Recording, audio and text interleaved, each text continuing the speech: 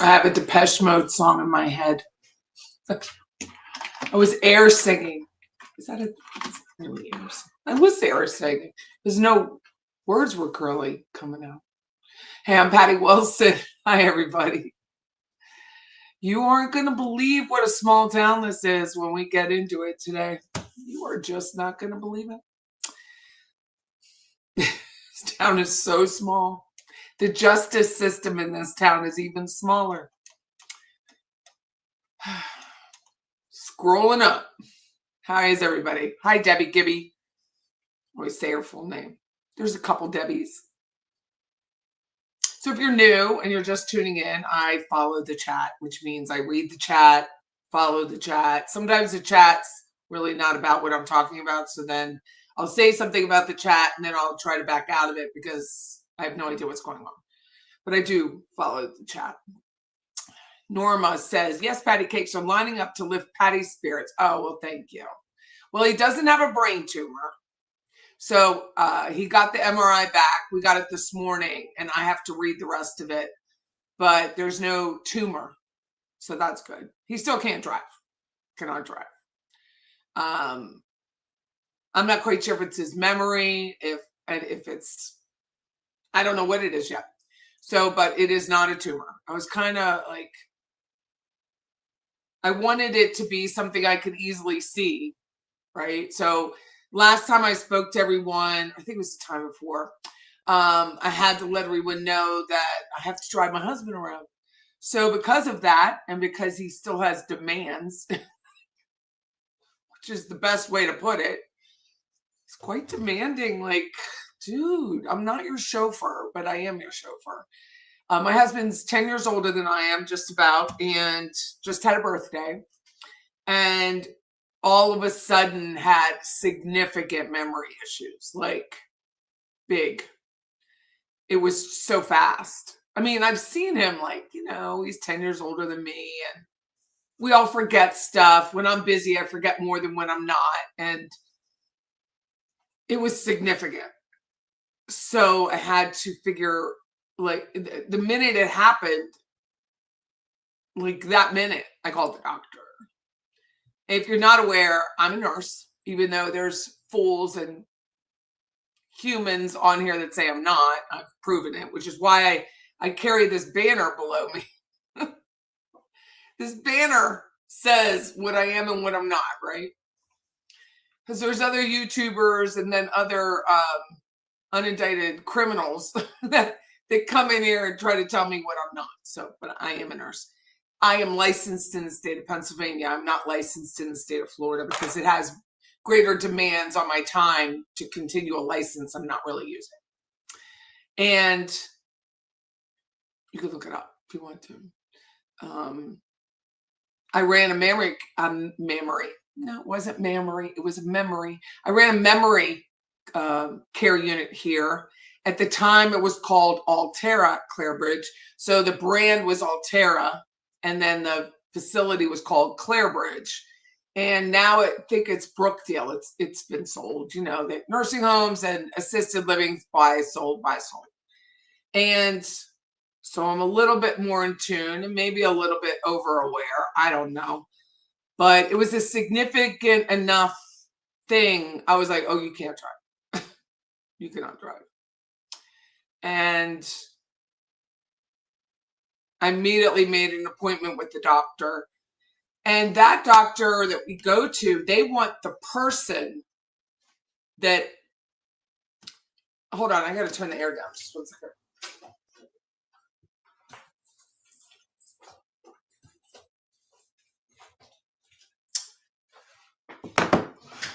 They want the person who is ill, like the patient, the doctor's patient, to call.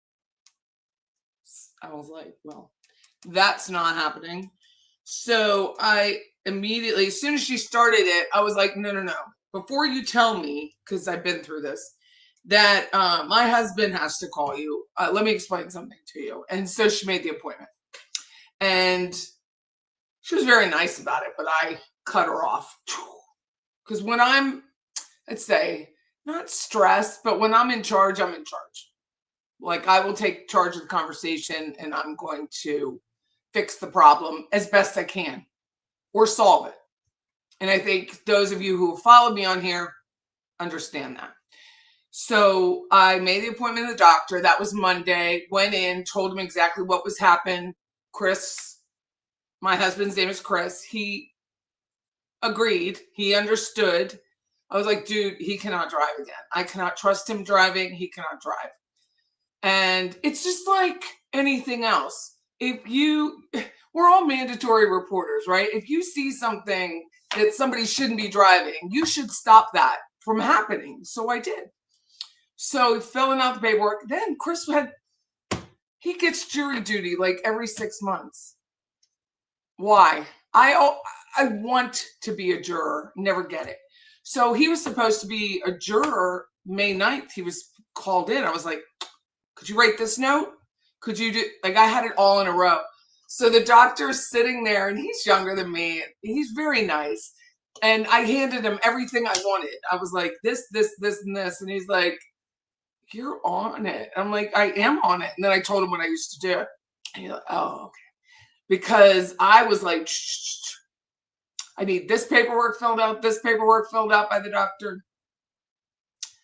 So the process of revoking someone's license, it's anybody can report it to the DMV, but then a medical situation has to be filled in. It's like 10 pages. So I'm sure it hasn't been done yet, but I took Chris's keys. I took them. I was like, you can't drive. And I hid them. And I thought when I did it, I was going to get pushback. I was like, oh, this is going to be the worst day of my life because he's Greek. And I don't mean to offend Greek people, but Greek people know they're Greek. And he is Greek and Albanian, and you don't tell him no. Not without a really good reason. But when I took the key fob, he was fine with that. And I was like, oh, you've known. Like, that's how I felt about it. You've known. Like, you had to have known something was going on because you're so calm. And he's been so calm. It's kind of freaked me out because he's usually not. He's Greek. He's very bossy. He is just, you would think that I was the boss at home. I am not the boss at home because it's not worth it to me. It's not worth to try to be the boss when I know his nature is to not ever be told no. So he is my boss at home and he is not the boss now. And he's okay with it so far. Fingers crossed. So that's what happened. Got the MRI back today. Blood work. Why is it so hard to get blood work in this town? So I'm going to have to do like a walk-in and just wait. And he has to fast, of course. So I'll get that done maybe this week, one day. But the big thing was that, and I have to read the rest of it to understand. I got to put it through ChatGPT or something when I get the full picture of it, but no tumor and no ischemic. So it's not like he's had a stroke, because that was the thing I told him. I was like, Chris, you could be having mini strokes. We don't know. So, but when they do the head MRI, they only go from here up. So they've never done, so we have to get his blood and cholesterol checked because the carotids could be blocked. You don't know until we know. So that's part of getting the blood work done.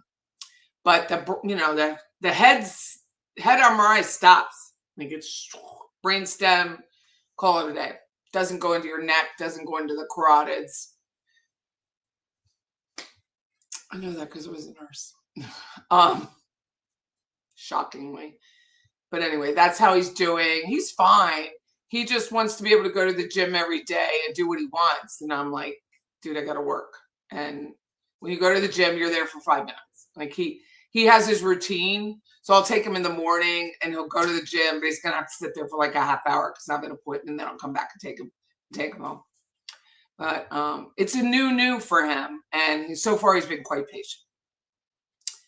He went to church with me today, which was new because he had his own church. And I told him that I could take him to his church, and then, which is not far, but just the driving. And I was having my grandsons today because they're moving to New Mexico with their father, their mother is moving. So, with them, like, it's my son's ex-wife, but they're moving out because it's a great town, and I guess why not? So I was spending time with them, so I couldn't like go get him from church. And he's like, I'll just go to church with you.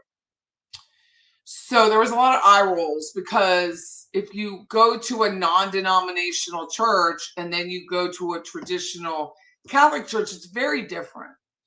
And very, like, his church is very relaxed. He's like, well, I'm supposed to be relaxed at church. I'm like, you're not supposed to be. This is Catholic. Think back to your Greek Orthodox days. So that's going to take some getting used to. I'm going to have to figure that out. Sit in the back, because it was like sitting with, like, he's like, well, what's this mean? We need to do this before church, not during. Things like that. But he's having memory issues. So even if I explain it to something, he's struggling with it. So, and I don't know the cause. But anyway, that's the story. And again, like, if some of these fools who attack me tend to use my husband to do it, don't. That's just the warning. Other than that, I mean, it's healthy. There's no tumor, so that's good. It's just my patience level. It's hard. I mean, it's like being, it's like having a retired husband at home, right? You're like, what are you going to go do? When are you going to garden? Like, when are you planting those crops in the backyard or something? It's funny stuff. But overall, he's taken it like a champ. He really has been. He actually went out with, like, he used to not ever go out after 8 o'clock. And I wanted to go out. I was like, let's go out and listen to a band. So we did. He went. And we got home at 10, and then there was a big storm. We had no power. But he was fine. I mean, he was fine. Like, he wasn't my old Chris, like 3 weeks ago Chris. But he was fine. There was no embarrassing moments for him, and there was no scary moments for me. He stuck with me, so that was nice. He did walk off and leave my wallet behind, so I learned that. Take your wallet with you, Patty. But other than that, there was nothing. But it is something to think about, when you see he's only 67. When you see your spouse's age or your parents' age, what do? Like, what is your plan? And I hate saying it, but you need a plan. Like, paperwork wise, I went and got, because I can. I have an attorney that I use for title, Smith Thompson Shaw. Went and got a durable power of attorney, got my medical power of attorney. For him, I got all the paperwork done. Closed his business accounts. What else did we do?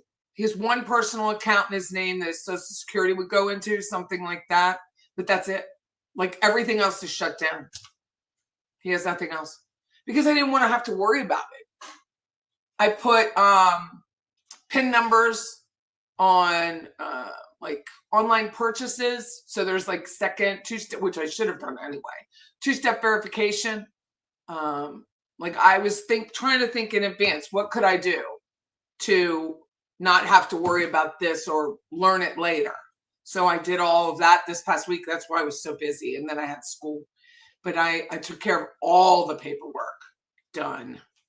Shredded, tossed, and created in that order. And I just feel so much better. I'll feel even better once I get his blood work done. But that is like a bitch. It's like, how is that so hard to get blood work in this town? But it is. It's hard. So anyway, that's my update. That's the truth about him. He's embarrassed, which I can't even imagine. But he's being a good sport. And for that, I'm eternally grateful. So you're baking blueberry muffins. Well, that's nice, Wybie. Hi, Bling is the new black. I hope you come back soon. You miss Patty. Well, thank you very much. Thank you very much. You're getting ready to move out to Texas, so this is going to be a wonderful break. Good for you. I hope Patty's husband is getting better. Well, he knew who I was today, so that was a good thing. It's the small things, right? You know, when you get older, it's the smaller and smaller things. Hi, Eric Lieber. How have you been doing? How are you? Hey, Leslie, how are you? Leslie's been giving, there's quite a few. Today I ignored text messages because I was out with my grandsons, but quite a few of you have been giving moral support to my email, and I really, really appreciate it because I am just like stunned. And so you got to think about it. Chatty Donna. Wait till I get into the trial stuff. You find out what happened today, Eric. I was like, what? Your Leafs play tomorrow night.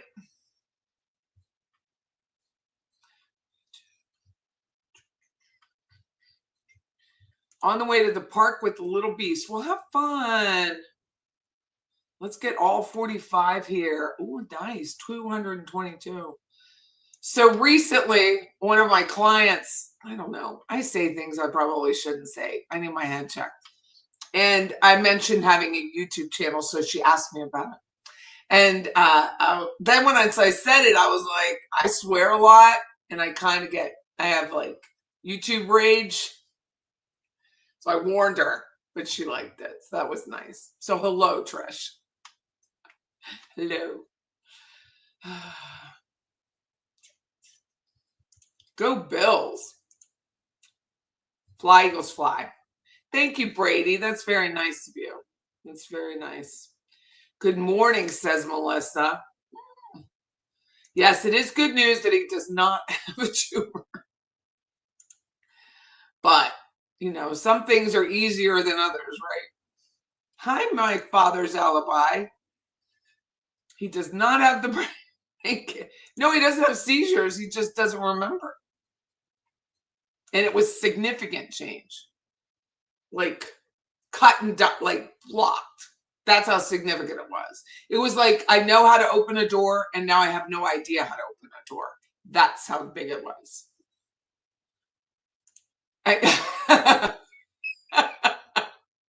Not a chauffeur. Well, here's the thing. So he goes to Planet Fitness, which is close to my office, 5 miles from our house. And I started taking him up there.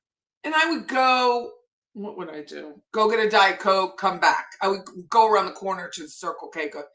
And by the time I got back from the Diet Coke trip, he was done. I was like, no. You're going to have to go spend a lot more time in there for this to be worth my time to carry you around. And he's like, well, get me an Uber. I was like, no. I'm not paying for an Uber for you to go in there and be there 12 minutes. So again, it's a little learning how to deal with each other. Well, thank you. It's for me. But I got a lot done last week. Like, I shredded so much paperwork. I still have my dad and my mother's estate stuff, which was, my dad's been gone, I think it was 2022, so that's 3 years. So I had that stuff to shred. I had our own stuff to shred. I was like, I need to clear everything out so I know what I actually have to deal with, and then I could deal with it. So I shredded, tossed what I didn't have to shred, and then went and got new paperwork. Smartest thing I've done in a long time. So it is Wild West says, happy Sunday, friends. Hey, Raven, how are you? Hi, Mia. Thank you for the artwork. It was very nice of you. That was really nice. I'm never getting a lip piercing, but it was really, it's like a lip bar. She gave me a lip bar. It is a huge life-changing event. I don't think people realize. Like, if you've never dealt with it, hold on one second. I can move this back just a tad. I was like, my head is huge. It's a huge life-changing event. I remember the last time my mother knew my name. Like, it was such a big deal that she was in the hospital and she screamed my name. She didn't like male nurses at all. She didn't want any male nurses touching her. And I was with her. I stayed with her. And she screamed out, "Patty!" That was it. And I hope I never forget it myself. People don't work on the weekends. I work every weekend. Even when I did not answer a text or work on Facebook or anything when I was with the boys, but I do work weekends. The neurologist thought you suffered from seizures when you clapped on the floor last year. I had to take brain tests. They could have taken my license away. I had to get tested twice. No seizures.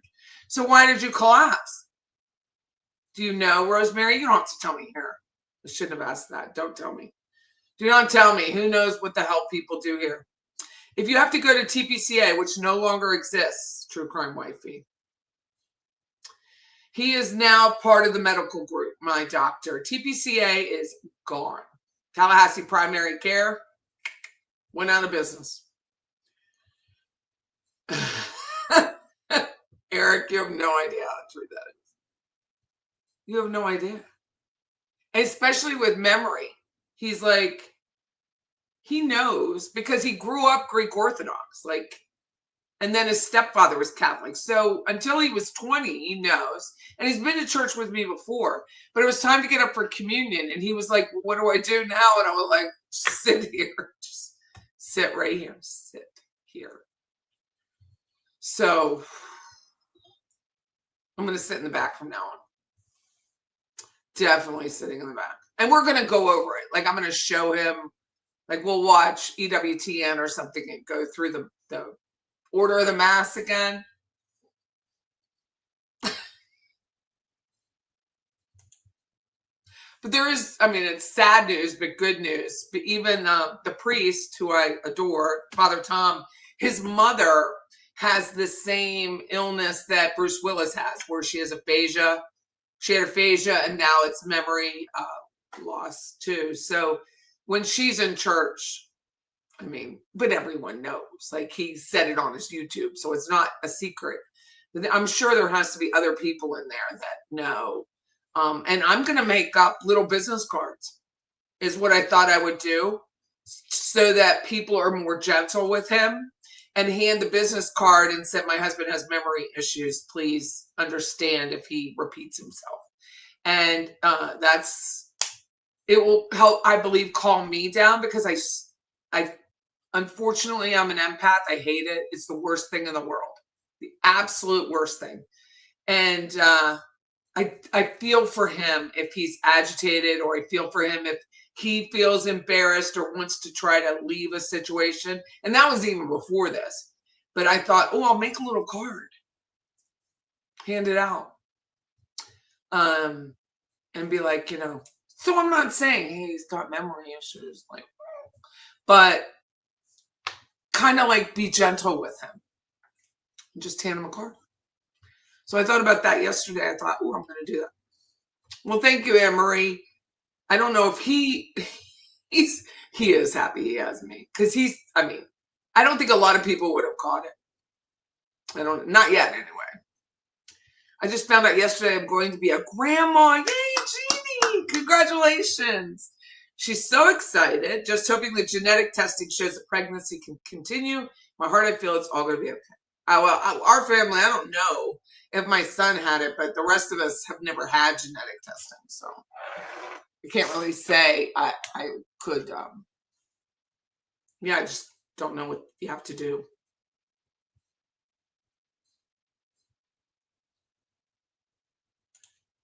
Oh, I'm sending you an email with a screenshot of Deep Dive True Crime thumbnail where the time is in an unfortunate place. It's of Donna. Hold on 1 second.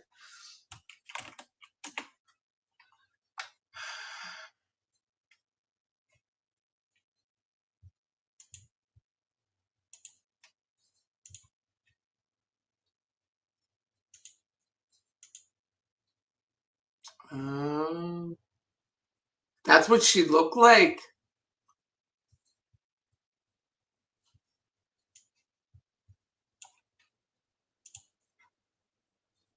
Damn. I guess she knows, Patricia. She says, I hear you. My partner had to have 10 inches cut out of his colon last year. It was very difficult. That would be hard. I mean, everybody has something. And if you think you're escaping this world without something, you've been murdered. And even then, you're murdered. So everybody, we're not getting out of this unscathed. And it's really hard for white people in America to talk about it. And I mean that. They just don't. Melissa says, strange that some of my father's dementia, but it was a long, slow decline. Yeah, it is not. It was not. It was sudden. Dana says, I'm sorry to hear about your husband's health. Sounds like you have a good handle on it. For today, it's literally today felt like an hour at a time. An hour at a time. Because I had my stuff to do. Like I needed to take the boys out. I needed to spend time with them for me as well as them, like for me. And he did good. Like he only called me twice. So that's good. But he did good today. Your husband is 67. He just turned 67 on the 17th of April.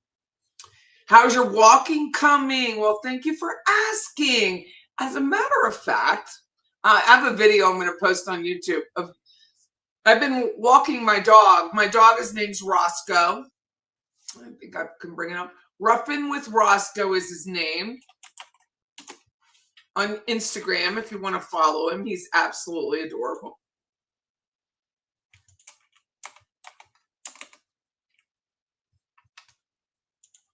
He's the cutest thing ever. He has his own mission in life, and that is to have his own mission in life. He's a mess. I think he's a mess, but he's so cute, right? Like I have a Maltese. So this is Roscoe. And Roscoe has decided to walk with me, which is fantastic. We walked 3 miles yesterday. Is that not the cutest freaking photo? So cute. Oh, that was who was deceased? Oh, that was me. Memories. January 22nd, 2020, I was reported as deceased. Good times. But here he is. Here's a picture of us not too long ago with whatever I have on my chin. He's a cutie. So yesterday we walked 3 miles. That was fun in Southwood. And this morning I took him for a walk for about a mile. And after I had lunch with my grandsons, we walked about 1.5 miles. So I'm getting the mileage in.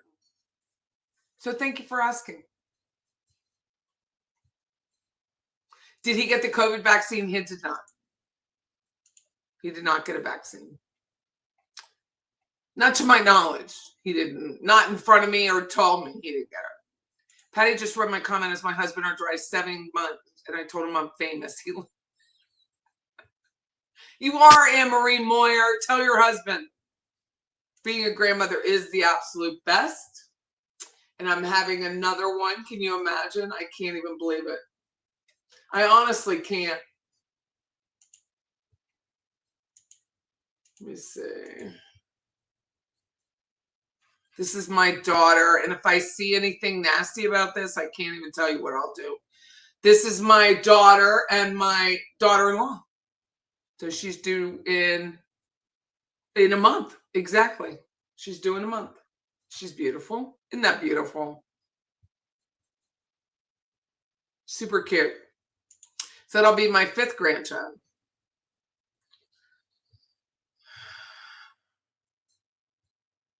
Your colon was too long? I've never heard of that.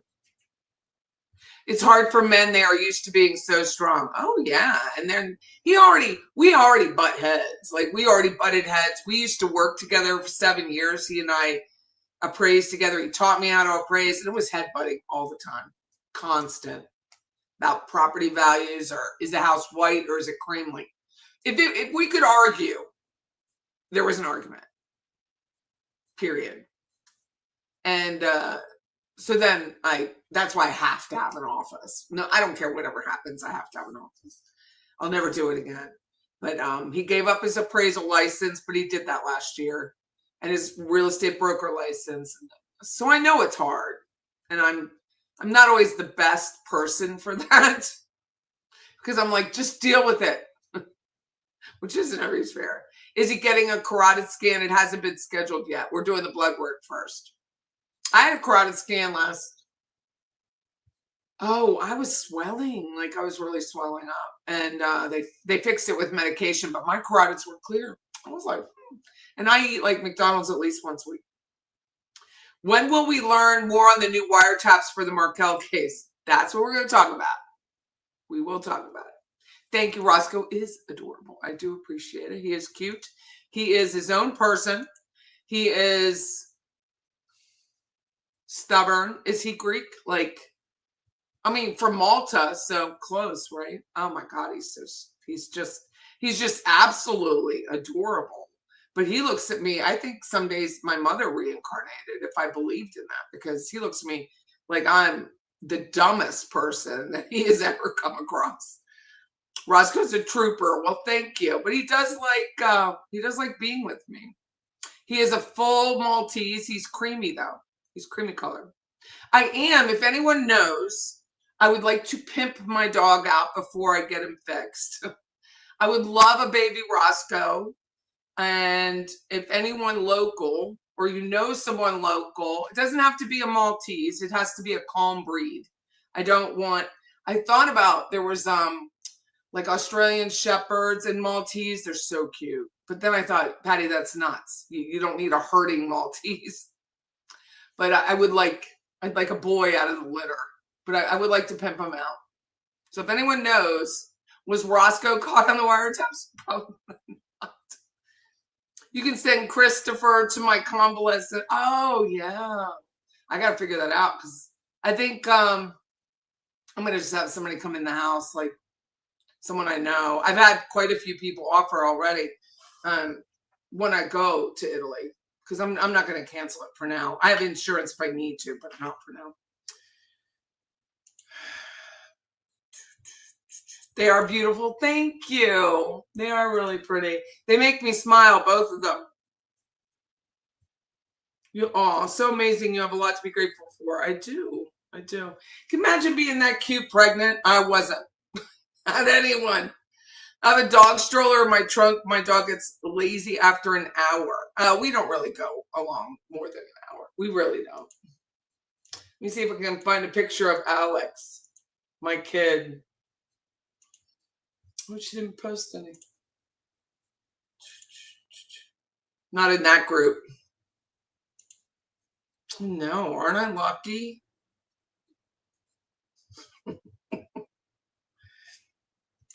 Some rough times ahead, but some really good ones. Yeah, that's what you have to think of. Well, it showed no ischemic reaction in his brain. It showed no ischemia, which means a suffocation. There was no suffocation area. There are some dementia symptoms in the brain, which is why I need to read it and put it through ChatGPT and figure that out. Because I just don't know enough. It feels like this is, there we go. It's, that's back to normal. It's just something I have to research.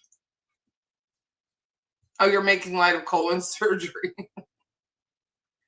Is the metal gold or is it brushed gold? What gold?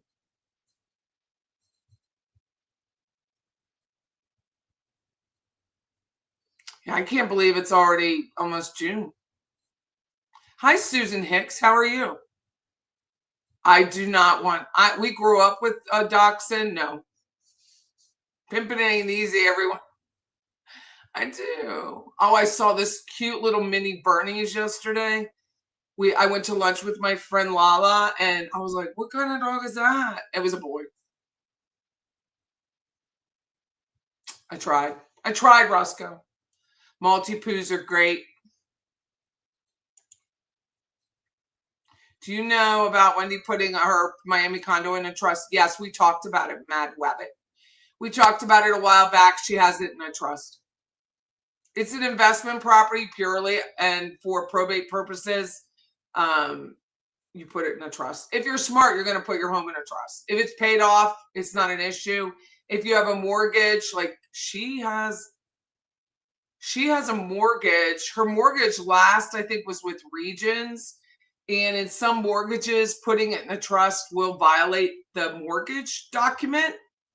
And I verified that with the title company because I'm going to ask my mortgage company if I can put my house in a trust for the same reason. It can hurt your insurance too, your homeowner's insurance. So always talk to an attorney before you do anything like that.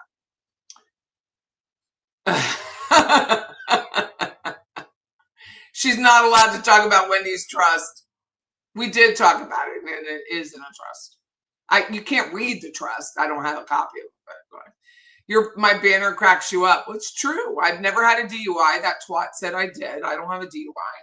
If you know who the twat is, her name is Erin, and her last name is Rickards, and she irritates me. So that's that. Did she change? I have no idea, Julia. Like, I literally spent so little time on that KCL lady. You have no idea. Patty, you're going to still be able to go to your trip. I intend to. I mean, everybody can have a health issue, so I got really good insurance. I bought a AAA policy as well as a regular policy. You have a mall sheet. Oh, yes, please do. Send me a photo, Allison. Thank you. Dogs are angels. Not every dog is. Okay? It's just not. I have a little house, and I don't need a herding dog. Is it a trust to her sons? I have absolutely no idea, but they're minors, so they wouldn't be a trustee. Remember when trustee has to be 18. So whoever would be the boy's guardian, and she's talking about Wendy Adelson, who's an unindicted co-conspirator in the murder of her ex-husband at the time, Dan Markel, who was an attorney here in Tallahassee, Florida, who was murdered in his garage in 2014. And she's been running free since. But I think that time is coming to a head. I do. So when what's her face sold the house on Truscott, I hate saying her name, she gags me. When she sold, well, there is going to be a Wendy Hurricane, but it's with a Y, so it's not sin. When they sold the house, the estate sold the house on Truscott, which is where Dan was murdered, which was their marital home, which is in the neighborhood of Benton Hill. It's often said Benton Hills, but it's really Benton Hill.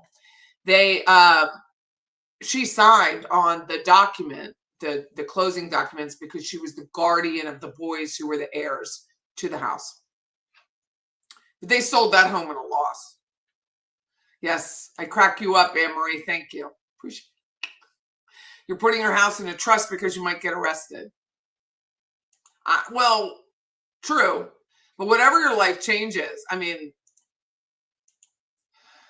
putting in a trust stops probate. So even if you're married, people don't realize that. You often have to, I'm not an attorney, it says so right here. See, right there, read that, right there.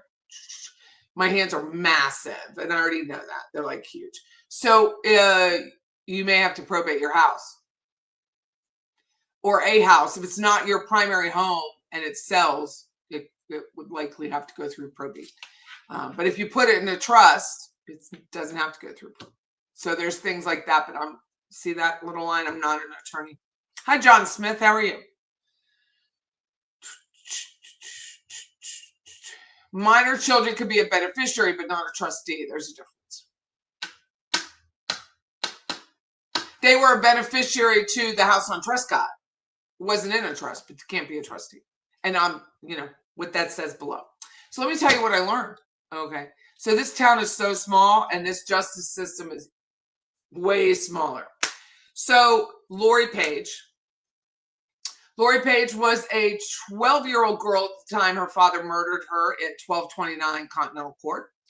And that home sold. It was sold to an heir. It was probated and sold. It is an end unit. It wasn't 640 square feet. It was 512 square feet. So a 512 square foot townhome, which was 1 bedroom, 1 bath, was a location where Lori, they believe, law enforcement, Tallahassee police, believes that she met her demise at her father's hand because he impregnated her. They know this because he went to go buy a Plan B for her. And there must be some other messages going back and forth, text searches, that kind of thing, that imply he got her pregnant.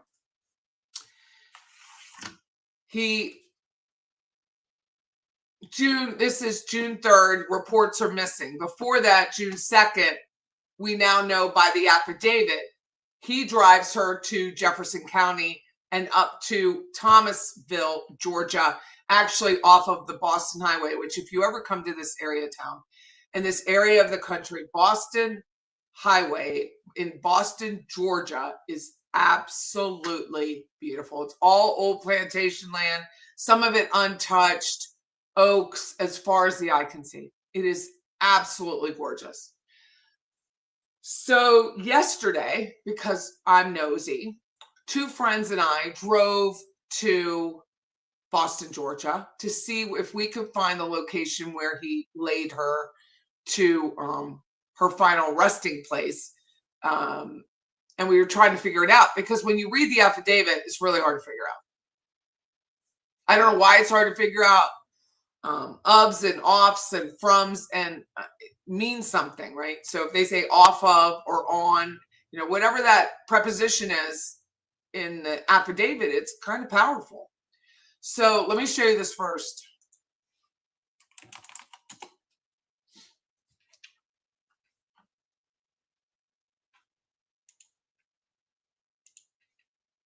So if you don't know me, I pull things up on the fly.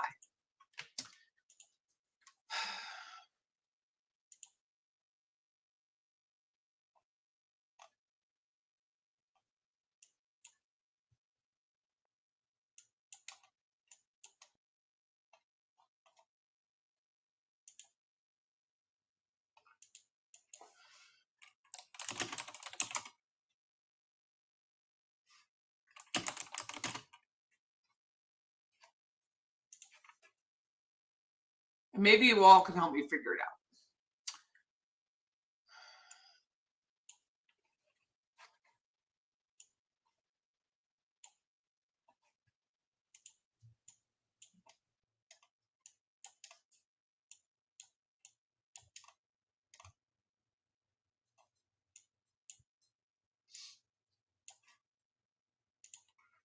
I'm going to bring up the affidavit because I think that's important in this case.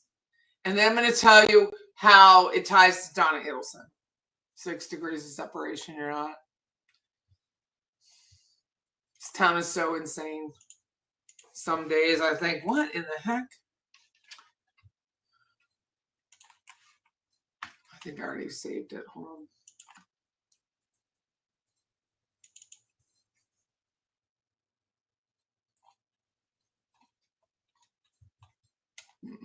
That's the arrest. That's just the arrest thing.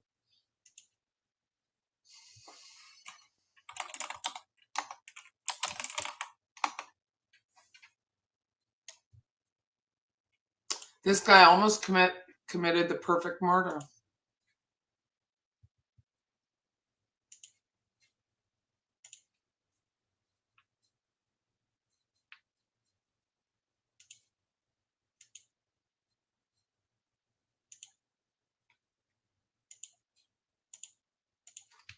Why does it take so long for this stuff to open anymore? I don't. His file is, already large, so.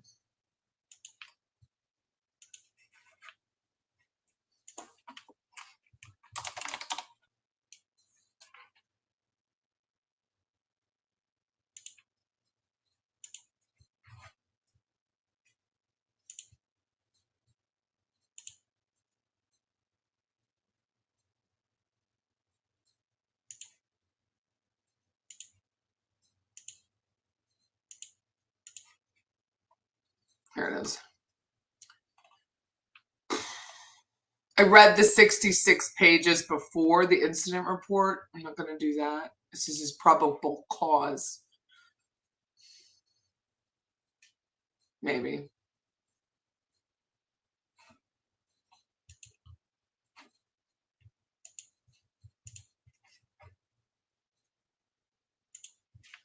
So anyway,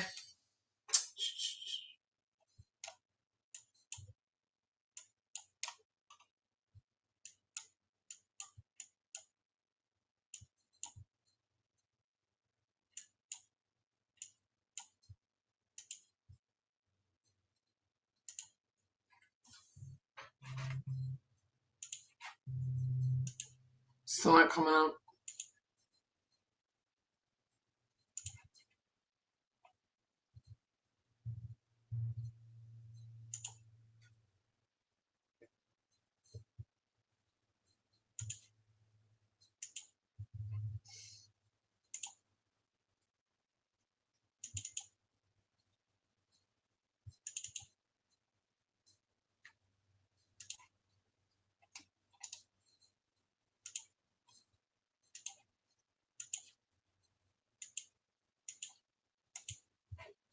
So what had happened was he comes up. I'll just tell you while it's loading or going to load or not load. So he leaves his house. He goes ring around the rosy. He ends up on Boston Highway, leaving Tallahassee. So this is 19. This 19 stretches up, goes past my house. So it comes across, blah, like this. Comes up. He comes up this way, and it is a stunning ride. Flowers, if you also remember, that guy was working for Flowers. What's his name? And the wife tried to put a hit on him. He was dating that Chrisley girl, but they just broke up.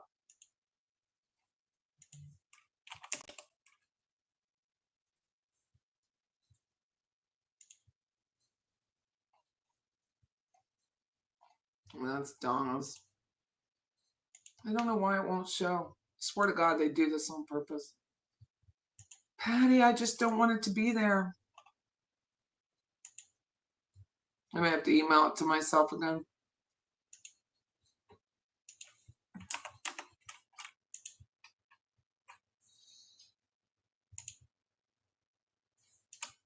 I forgot I did that.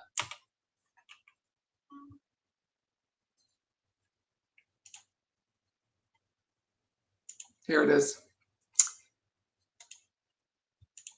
Get out of this site.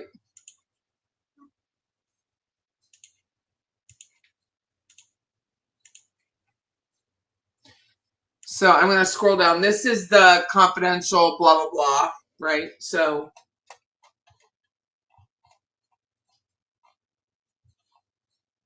here it is. It talks about the abortion pill and the Plan B. And a lot of this is redacted based on that stuff and the student information.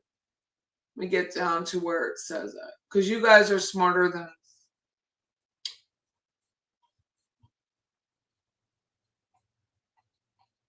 It's long.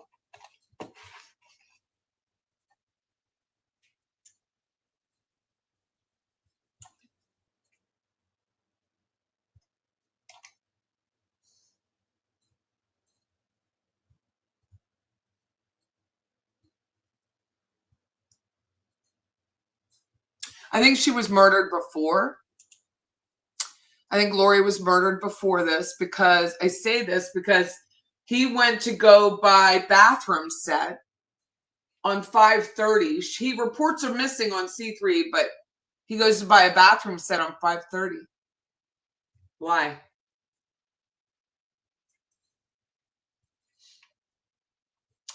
And then the officer says the sudden and immediacy to replace his, what spells wrong, to replace items in a bathroom within the apartment. Then there was presence of blood when they finally took his vehicle. Here you go. So he says on June 1, searches were conducted on Wiley's phone for different areas in Alabama and Georgia with bodies of water. June 1 at 12:17, device conducted searches for bad Tallahassee neighborhood. I don't know why he did that. Apalachicola National Forest, dead body. The device also searched where do people look for missing kids. June 2nd, 4:34 in the morning. Wiley's handset appeared to leave his residence, so she was definitely killed before this. He drives around in a bad neighborhood. So it is a bad neighborhood, and he drove around the bad neighborhood. Piers then travels southbound on Burnett, goes to another not-so-great neighborhood, traveling to Appalachian Parkway, which is the main road that cuts from the capital past Tampa, Florida. Like, it cuts the whole way down.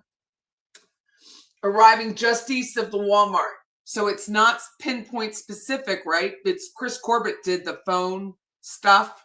I know that because Chris Corbett was at the press conference that I went to. So east of Walmart, there's an old Walmart just a minute from me. And then there's a Regions Bank. And then there's a Marathon gas station. My guess is he stopped in that gas station at 5:30 in the morning. He stayed there for 21 minutes, 22 minutes. Why? Why would he stay there for 22 minutes? With a girl who is either dying or very close to death. And I say that because I asked ChatGPT, how long does it take for death, smell, the dog will pick up, right? They pulled his car eventually. He couldn't get rid of the death smell altogether because you really can't. The dogs it's too sensitive. They train them. So from 5:29 to 5:51, my guess he's sitting at a Marathon gas station along Route 27, which is Appalachian Parkway. Then at approximately 5:52, he starts traveling down towards Jefferson County. So he's going towards Jefferson, which is this way. Eventually, he's going to come up here. On to Monticello, then turn on east on Highway 90, which is just around the courthouse. Monticello is absolutely beautiful. Jefferson County is gorgeous. I believe it's the most beautiful county in Florida. Stunning. No red light. It has a roundabout around this gorgeous old courthouse. Proceeds on 19, which 19 takes you, it's 1927. It's a state highway, right? So 27 becomes 19. He takes 19 to the Georgia line there. So he goes back onto 19. He remains downtown Monticello area until approximately 6:30. So he parks again somewhere. Why? Was she moving? Was he suffocating her in the car? She wasn't. I've said it from the beginning. She wasn't dead. She was not dead in that car. I've had dreams about it, and I mean that weirdly true, but I do. She wasn't dead in that car. She might have been very close to death. There's another situation in here where he actually choked another girl out that he was dating. So I think he strangled her. That's his go-to. So approximately 1.5 miles north of the Georgia line, while he then turns onto Mitchell Road.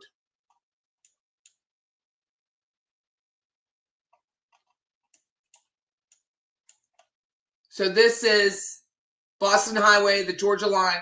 Gorgeous. If you can drive it, do it. It's stunning. Then he turns onto Mitchell Road. On the right southeast side of the road, this is where we were like, what? What does that even mean? So we drove Mitchell Road. We drove it up to here. We took this road yesterday. And there were only a couple areas where you could turn off. I had my truck and I had people with me. So there were 5 of us. And there were only certain spots where it looks like you could turn off here. There's a creek, the Connell Creek, right here. Is that it? Madra Pond. So there's a body of water. This is all plantation land. They quail hunt. Oh, here's the Connell Creek right through here. This land, body of water. So, and that empties into this pond. That makes sense. So he turns off here. It's a sharp turn. There's a fork. This is an unpaved road. But we took Mitchell Road past here. Right here is a tall timbers conservation. There's Merrily Plantation, which is the name of the plantation owned by the Flowers. The Flowers make Twinkies. Okay, that's who they are. Then up further, there's another one called Four Oaks and another one called Live Oak Plantation. Beautiful properties. Can I do?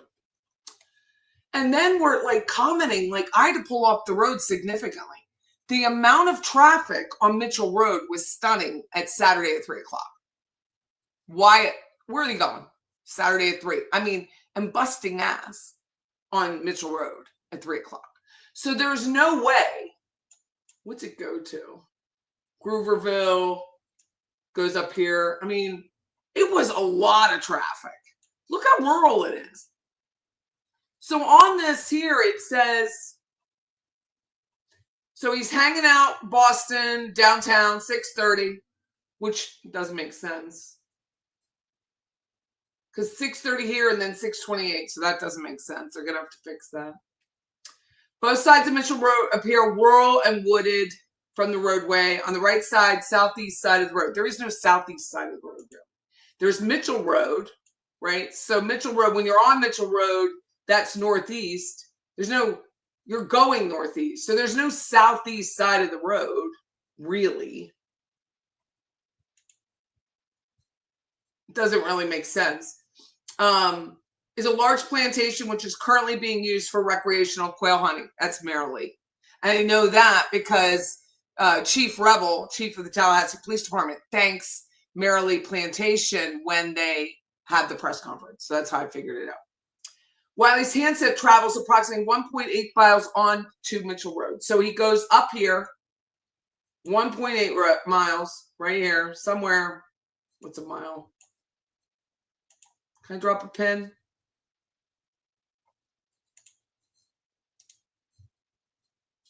No. So it's somewhere up here, Grooverville Road. He turns up and then he turns back around. Probably because the road was so freaking busy. I mean, busy for no reason. Like, it's, where are you going? And they're speeding. Like, they take this corner like they're going to flip their trucks. It was, as a mom, I was like, slow down. So he goes up almost 2 miles on Mitchell Road, then turns around and proceeds back. We kind of figured out where that turnoff was because there's only so many. It's plantation and there's deep culverts on either side of the road, ditches, culvert, whatever, wherever you're from. Then he turns around and heads back towards Boston Highway, which is right here. Boston Monticello Road. At approximately, however, don't know what that means. Wiley's handset does not continue to the highway. At approximately 6:53, his handset stopped providing a location, but a location logs at 7:01. I believe, because I took the road, we're like, this is an unpaved road. There are literally no homes on either side of this road that are visual from the road. Nothing. Is not a thing. This is Oak Grove Road.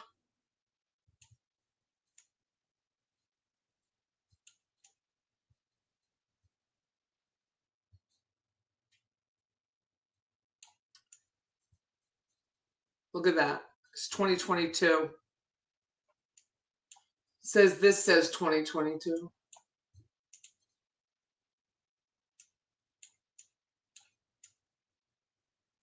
Is that the spot?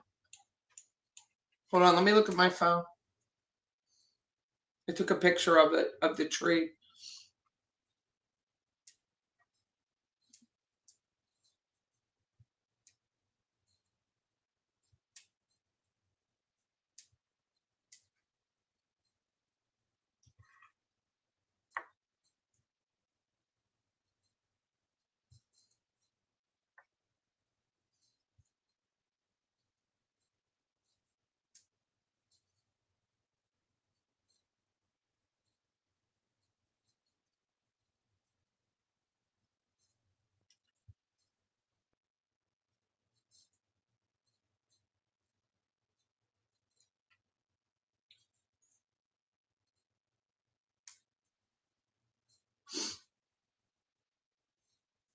It's very close to that spot.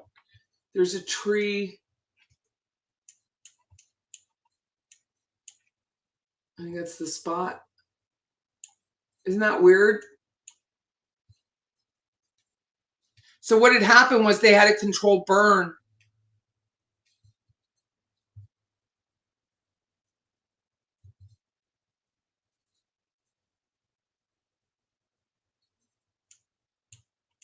So all of this is now scorched.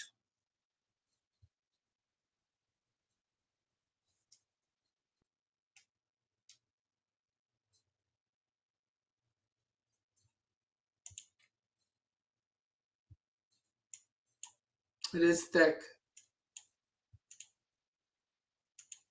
So if you go up here, wow.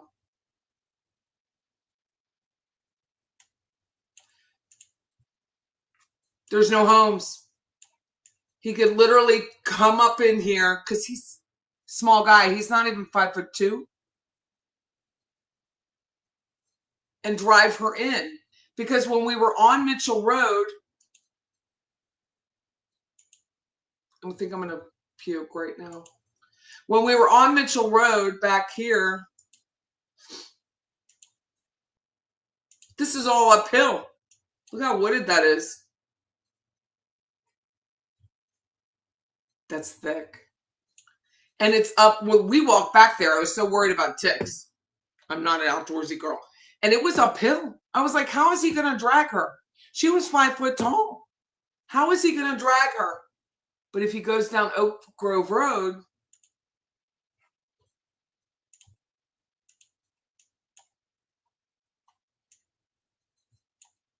I don't think it was that far. I think it was like around here. It was 850 feet, whatever that is, which is 0.152 miles. That could be.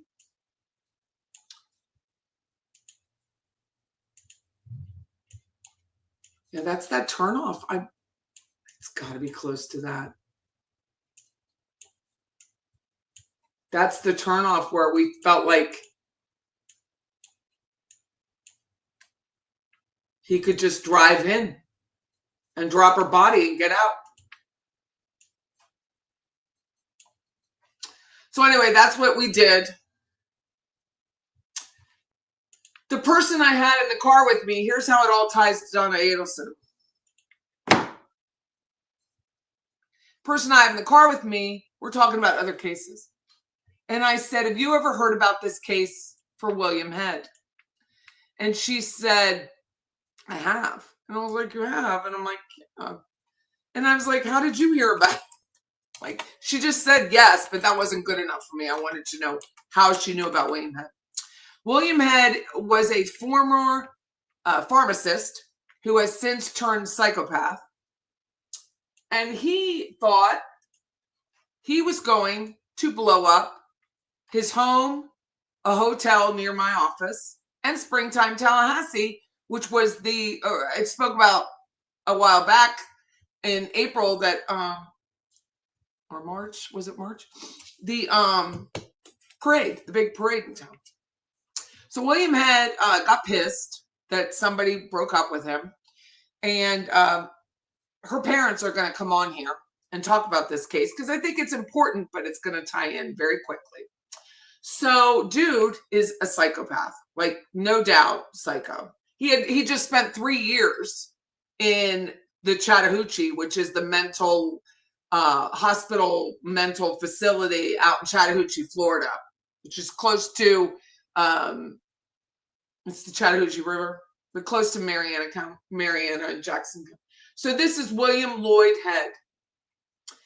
He inherited over $1 million, and with that $1 million, he bought a lot of bomb-making materials and a lot of weapons.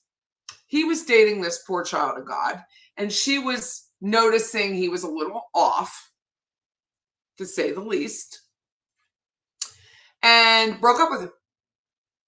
He didn't like it, as so many men don't. So many women too. Like, he was like rabbit stew, kind of like Glenn Close cooking a rabbit. That's what he was like. Showing up at her parents' home, showing up at her son's nursery, like for daycare for her child. Showed up to scare her. She gets an injunction on him, and that really settled. He started losing it and buying all sorts. He inherited a bunch of weapons, bought weapons, bomb making materials. He's a pharmacist. He's a chemist. So he knew how to do it. So somewhere around March 20th, right? Illegal use of explosives, violation of a domestic violence injunction, the whole thing. Somewhere around then, I guess law enforcement was like, we need to talk with you. And he was smarter than the average criminal, where he knew that he lived in Jefferson County, which is kind of where we were yesterday, and that he knew not to cross the county line, because if he lived in Jefferson, Leon County would not have jurisdiction. The former girlfriend lived in Leon County. And the hotel where he decided to stay at and put all sorts of stuff and paraphernalia, bomb making materials, was also in Leon County, like right around the corner from me. And Springtime Tallahassee is the largest parade in our area. I mean, it's huge.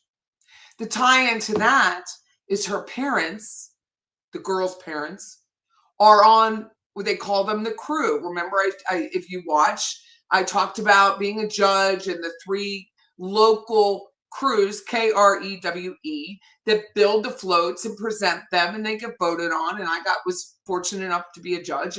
That's how I met the parents, and she told me the story. Stephanie and Joe. And Stephanie and Joe are going to come on. So Stephanie's telling me this story, and I'm like, God, I remember it, but I didn't know the details. Guess who the judge is?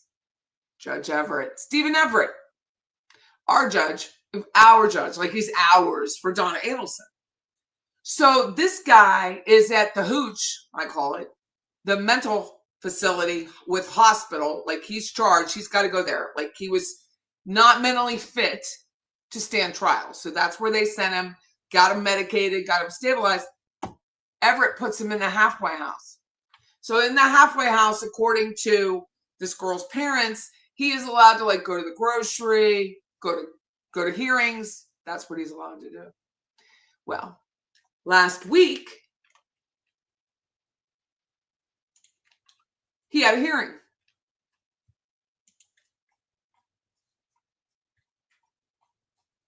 This is where it comes to Donna. He had a hearing on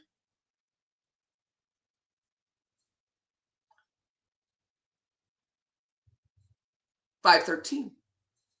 Like, this next hearing's at 5/13, right? So next week. Then his hearing was 4/29. When was Donna's hearing? 4/30. Right. So here his hearing is 4/29. I couldn't go. I had school.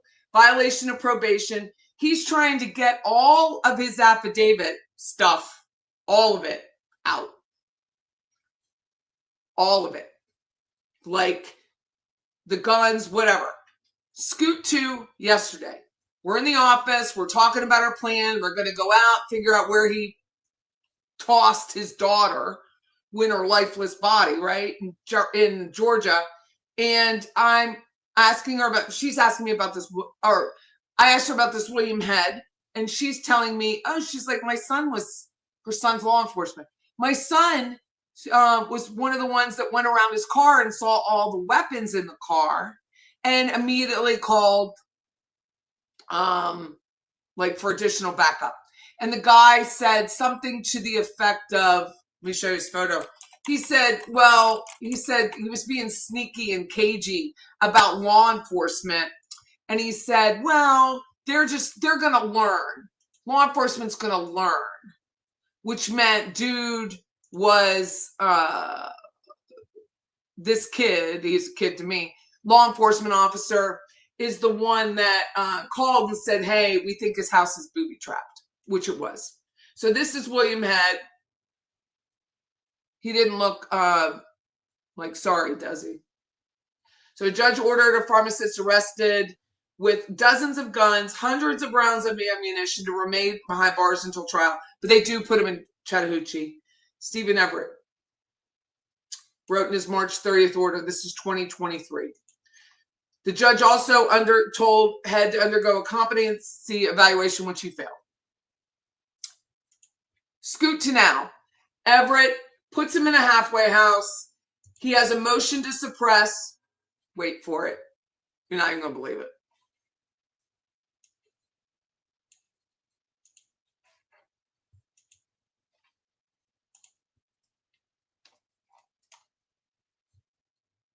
This is Judge Miller. This is his defendant's motion to suppress. Goes on, long sung, it's long, long, long. Statement of facts, long, long, long. Blah, blah, blah. Wysocki, long, long, long. I'm innocent. Everyone else is framing me. Blah, blah, blah. This thing, the thing. This is bullshit, right? Look at this shit. Josh Selman. This hearing is 429. Sarah Dugan was the prosecuting attorney. She is the prosecuting attorney. Josh Selman. It's not just Josh Selman. It's also Bajowski. But what is his first name? Anybody remember? It's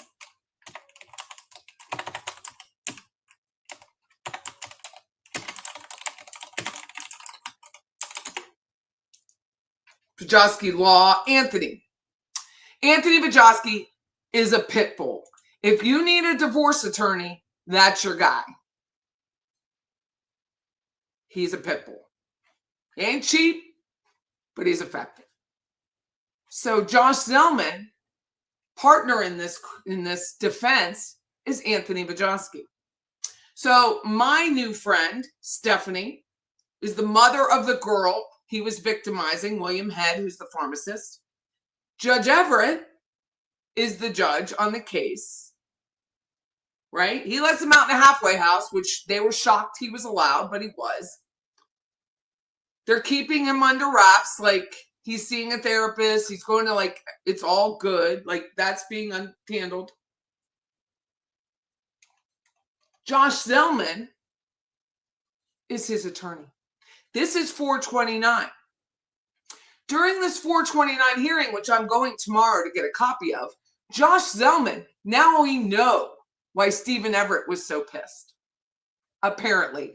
Remember everyone kept saying, Judge Everett looks so upset. He looks so upset. Now we know why.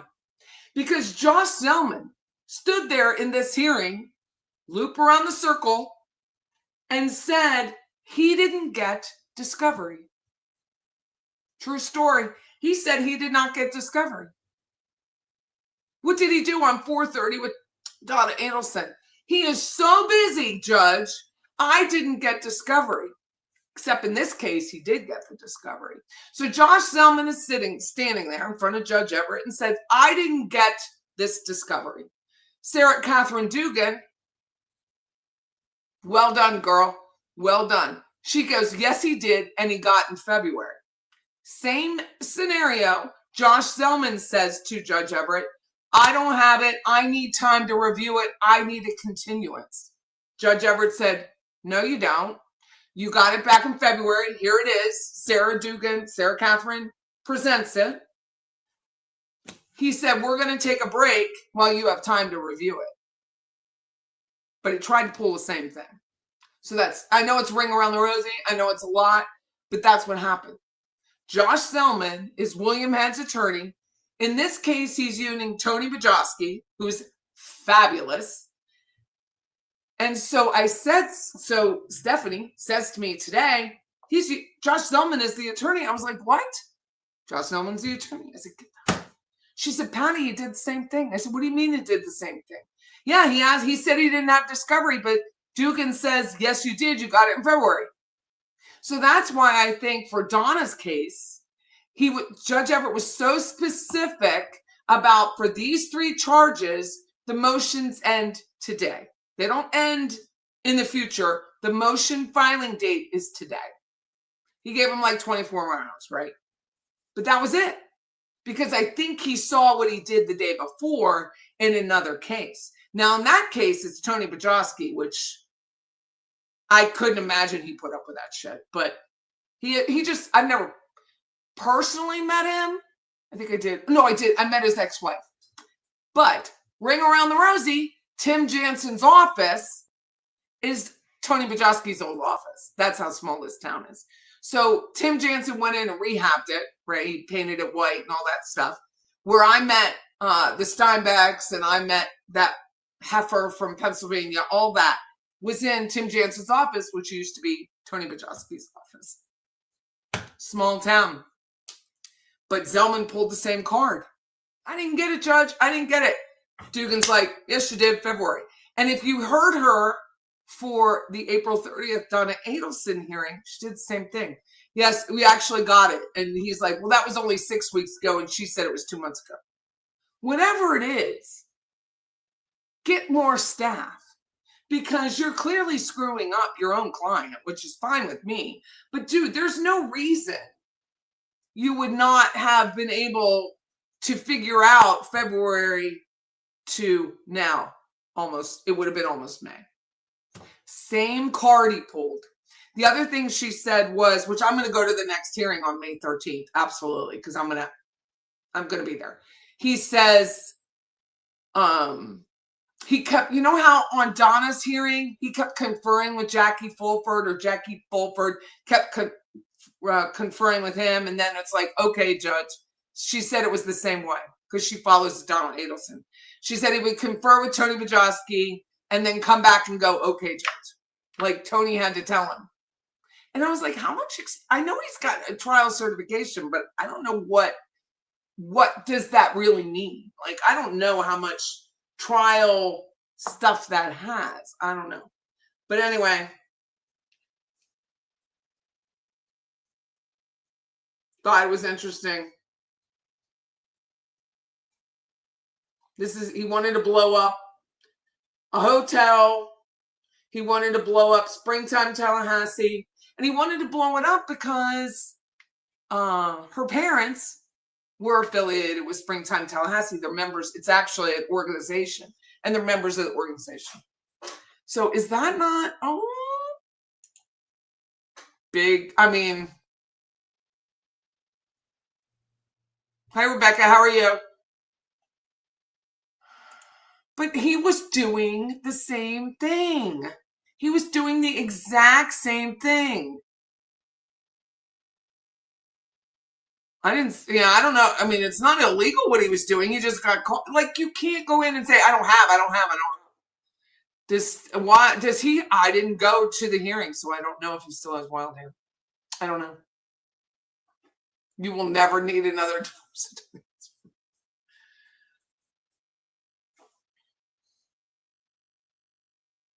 I was like, I just, Stephanie, what? Yeah. Did the same thing. Didn't have discovery. Now, in this case, I believe someone told me that in Donna's case, they did continue it without a date. Is that true?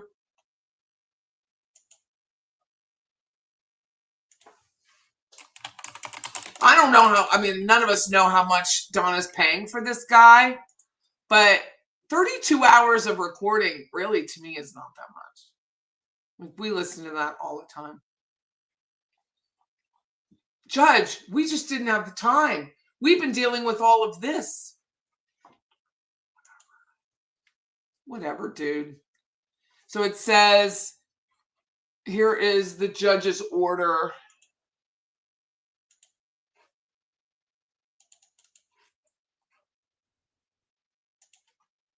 Order continuing to trial, having come before the Honorable Court. Filed on April 25th, the court having reviewed on April 30th. Court fully advised. Court must afford the defendant an adequate opportunity to investigate and or prepare the defense, but there's no date.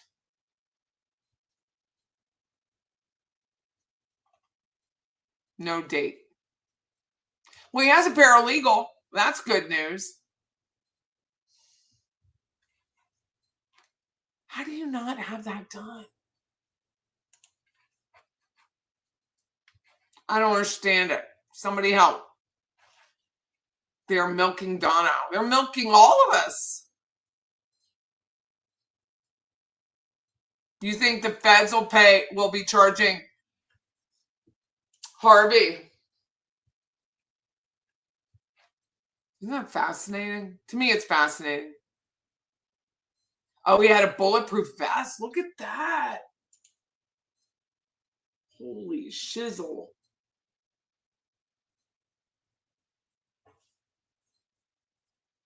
Dude had a bulletproof vest. He was going down. So anyway, the girl I saw yesterday, who were friends, her son was part of the investigation on William Head, said it took 20 hours for them to inventory all of the weapons and paraphernalia that were in his vehicles, the hotel, and his house. 20 hours. So what's his face takes this case, probably has had it for a while, and then jumps on Donna Adelson. Well, he knew when he had this case. He knew when he had William Head. He had William Head before he had Donna Adelson. Learned some time management.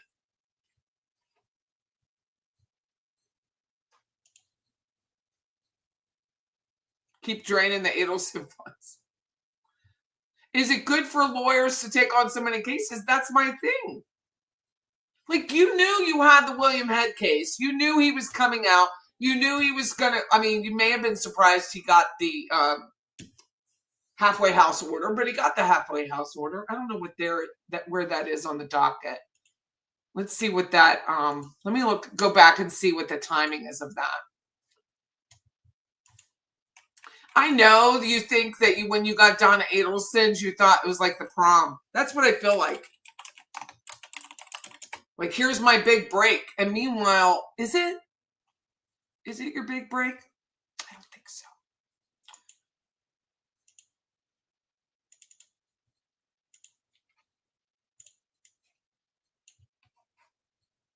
Is it? So here is his, so around, what is it? When did he get on this case? Like, right around here, right? January, somewhere in there. Case management conference, return mail, case management, notice of deposition, private defense attorney reassigned. So he took this 1/16, 2025. Remember that, people, because I won't be able to in a second. I'm just kidding. He took 10/23.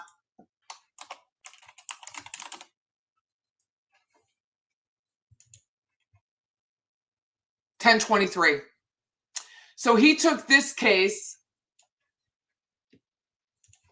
on 10/23 and then took the William Head case. Why would you do that?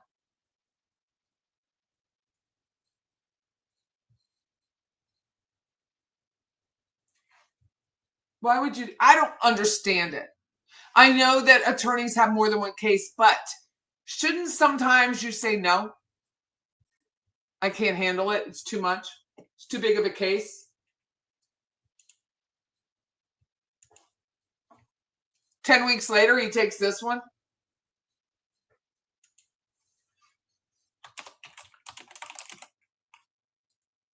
$623 Bajowski's in there. And he's fully capable. Order of incompetency is 7/14.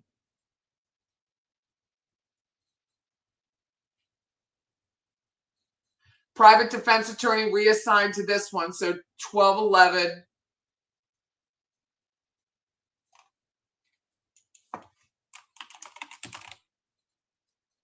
And 1/16. And then whatever that discovery was, 2/10. A motion to suppress. I'll have to find out when that came in. That's ridiculous. And I know nothing because I'm not an attorney. It's just an opinion. A big case like this one, he needs to take on less. It's stupid. The saddest part of all this bull is the toll it takes on the Markel family. Right? They're in their 80s. Come on. So I believe now, and it is a pure assumption on my part, that when Judge Stephen Everett sat down and everyone around me said, he doesn't look happy. He does not look happy. Part of that was the day before.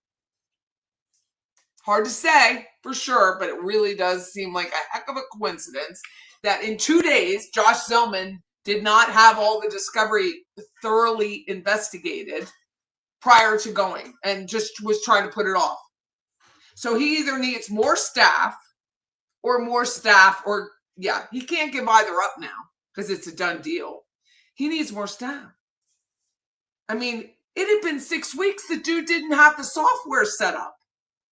So what are you doing? I have no sympathy. I pretend like I'm a teacher in charge, but I have no sympathy for him not having time. So that means if he's got these 2 cases, he has others. These 2 cases, this William Heck case is a big case. The feds are looking at him. The feds have to be looking. Like ATF was called to the scene because he had so many weapons. Orly says, I've turned down cases. I'm a civil attorney. Can't imagine a case overload for criminal. I can't either. But I thought that was interesting. I thought it might be something you might want to hear about because I was like, I was parked when Stephanie told me Josh Zellman was the same attorney.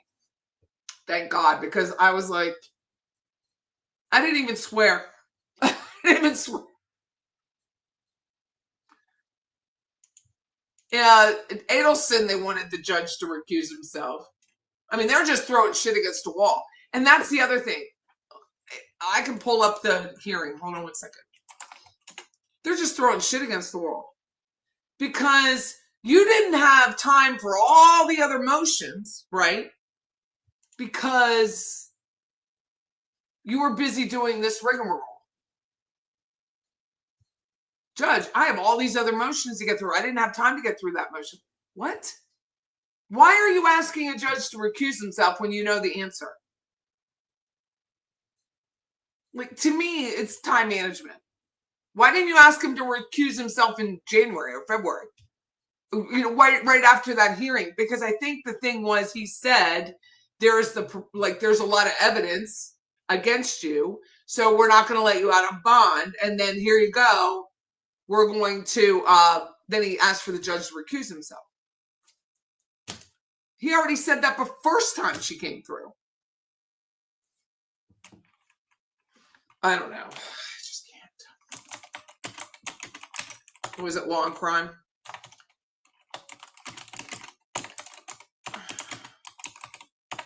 Oh, I was in the notes on the docket. We'll bring up the docket. Hopefully he won't mind.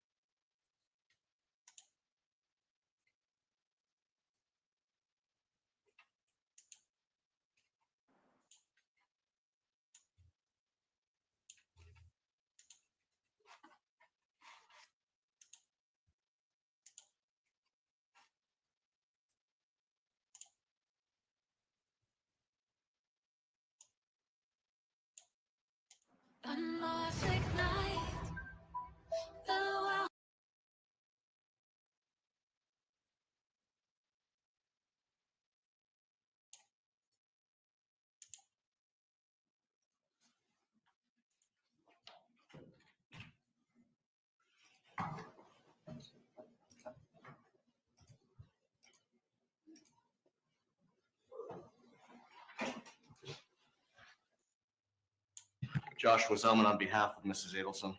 Jackie Fulford on behalf of Mrs. Adelson. Sir Catherine Dugan on behalf of the state. All right, for everyone who has joined the Zoom this afternoon, there is not to be any recording. No, I'm not going to bring it up. It's like it's slow.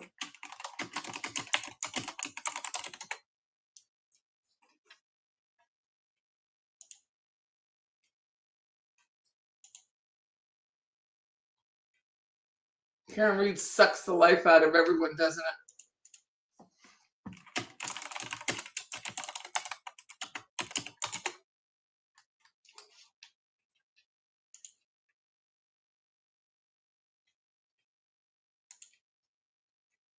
Going to be paragraph 7.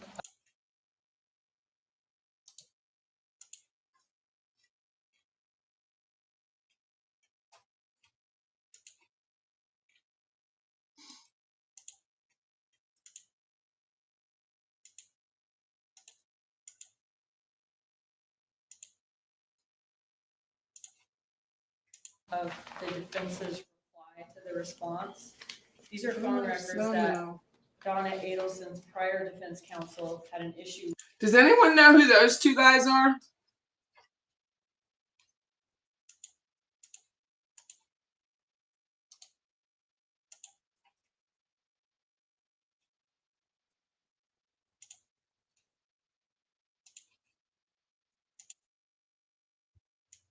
Hmm.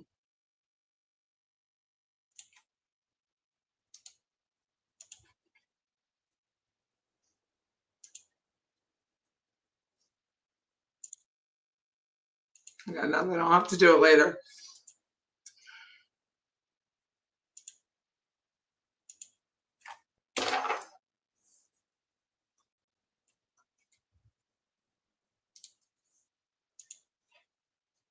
No, they weren't reporters. They were not reporters. No, that's the case. 4D at 32. It worked like a few minutes ago before I got on here. Oh no.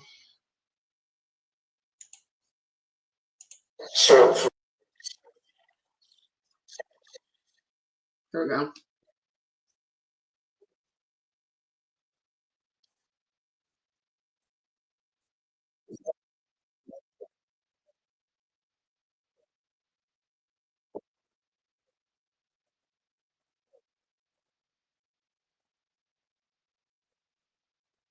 Maybe.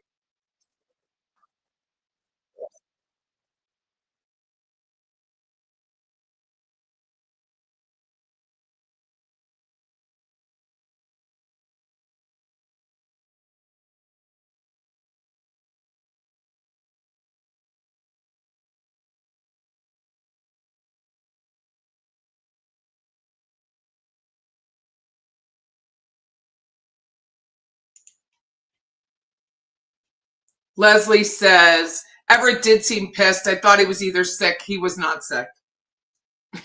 He wasn't sick.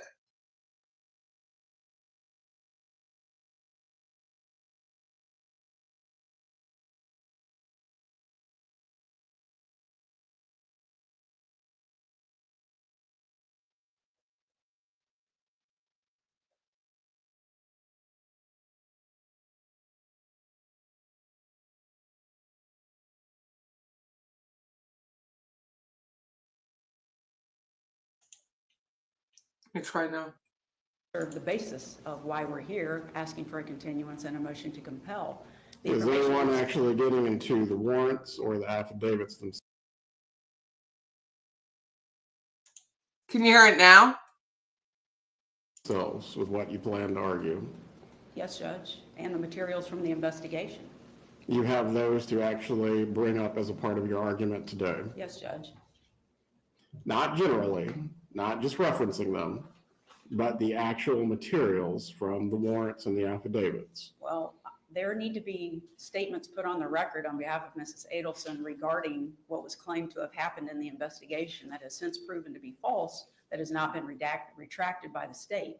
And in making those arguments is part of the basis for why we need a continuance and why we're asking for the relief in the motion to compel, as well as additional depositions. And To that end, Ms. Dugan, is the state planning to file any superseding indictment or any additional charges based on the investigation that is now concluded, or at least is alleged to have concluded? No, sir, not to my knowledge. If you're new, they're talking about a wiretap investigation. According to Tim Jansen, it was a Title III wiretap with a jailhouse informant. 32 hours of conversation, and dude barely listens to 2. Patty would have given up Diet Coke to listen to that, by the way. That's how serious it is. With that being said, if the defense is seeking to file any motions related to these matters, they are not related to pending counts. However, you can pursue them as you believe them to be appropriate. As to the warrants and the applications, does the state have a position as to whether they should remain sealed or any documents referencing them should remain sealed without redaction? No, sir. We would defer to the court. And some of the discovery the defense has moved to compel is sealed, or a lot of it is. And I actually brought a motion to unseal the documents and recordings related to that today so that those can be provided to the defense, but maybe for the limited purpose of. So Sarah Catherine Dugan's talking about, because they learned this with Robert Adelson, they're going to unseal, but we don't get to see it. So they were the wires were sealed, and they're unsealing the wiretaps only for the defense to get them. And the judge has to approve that. Discovery, but whatever the court prefers, we don't have a position. Mr. Zalman was full for any additional argument. No, Your Honor. With there not being additional charges to be filed by the state concerning these matters, the court is going to unseal at this point the filings that have been previously filed under seal as it relates to the motion for continuance, the state's response, and also the reply as well. Any other matters that need to be reviewed by the court or to be unsealed from here, the parties need to appropriately raise. Can we have just a moment, please? Go ahead.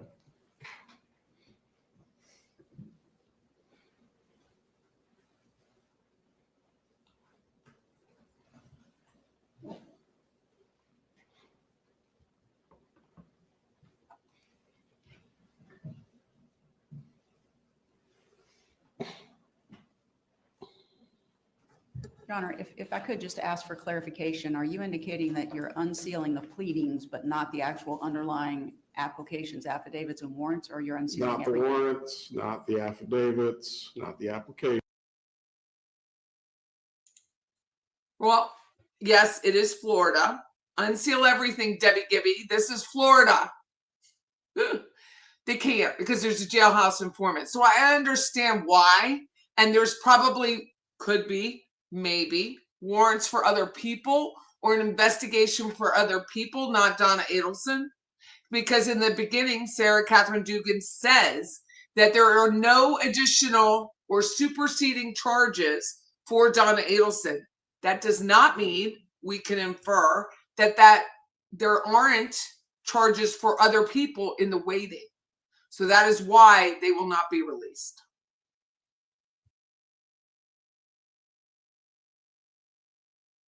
But pleadings that reference those matters, yes. Just one moment, please.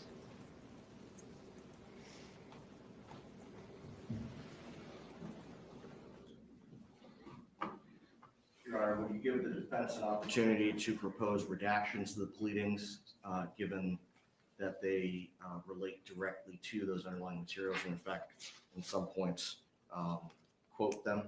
Absolutely.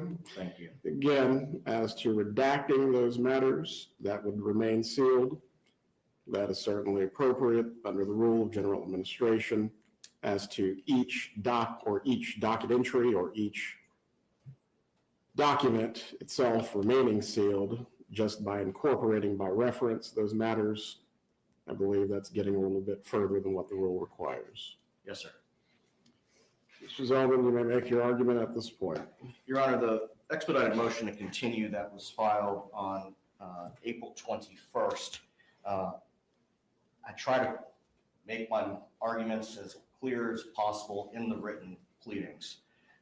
What has come out about 3 weeks ago is the state conducted this additional investigation into allegations. As part of that, they obtained additional records. We also learned approximately 2 weeks ago during Investigator Newland's deposition that the state had not given us materials that had been given to prior counsel. So we've been asked to trust without the ability to verify. And the question is, Debbie says, I still want to know why they wanted to toss Everett. Because Everett made and this is only from listening to other people who know more than me. Everett made a comment at our bond hearing that the charges were overwhelming, like that, not the charges, the evidence was overwhelming, and therefore we couldn't let her out. So they're saying the inference, again, going to be my word of the day. The inference was the judge has already made a decision, like he's biased. Think about it like that. And that was the reason I heard as to why they wanted to get him off the case. In fact, months ago, I asked the state for a list of the materials, everything that they had, everything that Corbett had, so that we knew if we had received everything. And they did not provide that to us.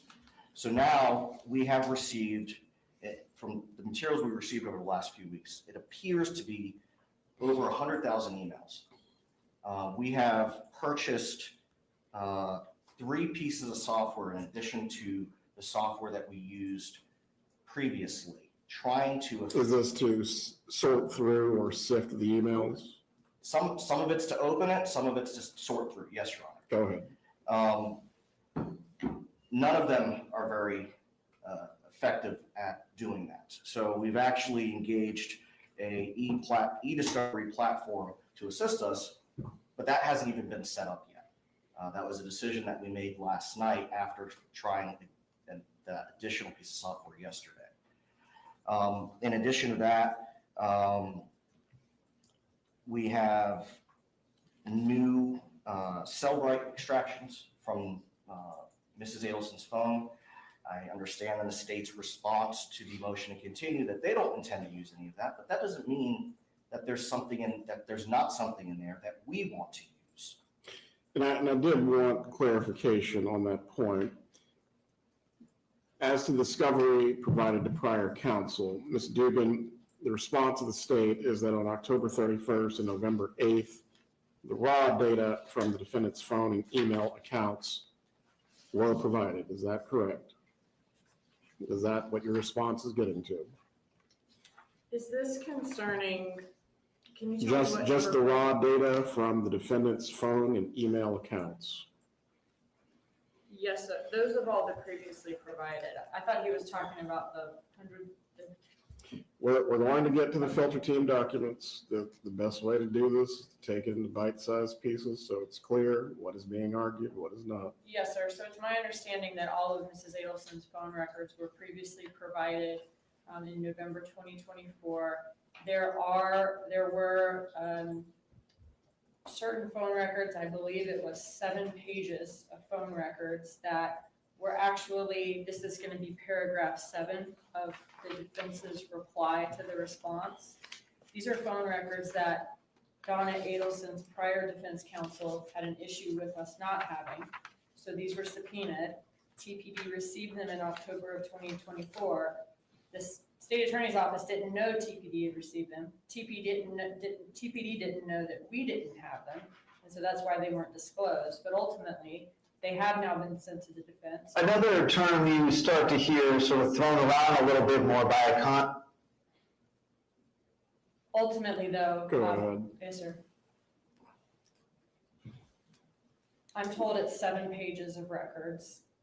So I saw on Reddit, the Dan Markel Justice Reddit that we have, that someone thought that the 100,000 phone calls and documents were that, but that 7 pages is not 100,000 calls or not 100,000 emails. So this is a completely separate challenge, and it was emails was 100,000. So those were the 7 pages that they did not have that weren't disclosed to them last fall. That's my understanding, and we would object to a continuance based on those pages. All right, as to any additional raw data from either your client's phone or email accounts, are these not in your possession at this point? We have them, but that's the materials that we've been struggling to try to get through. And again, this was disclosed back in October and November, or when did you receive it? We did not receive those materials, Your Honor, until it was after, if Your Honor recalls, during the expedited hearing that we had a couple of weeks ago by telephone with the state and defense on the phone. Those were the records that we were addressing then, and I believe that we got those.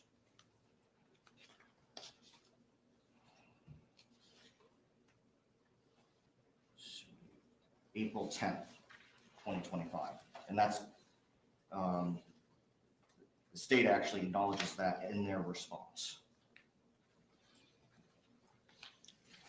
All right, Mr. Zellman, you're not going to make your argument for you, but ultimately you believe you need to review these to be prepared for trial itself. Yes, and those aren't the only issues that have arisen over the last few weeks. The motion details the additional issues. But needless to say, we have spent the last 3 weeks trying to collect this material, some of which we still don't have. You're referring to the recent investigation. Yes. Go ahead. And even if the state isn't going to use the information, we still need.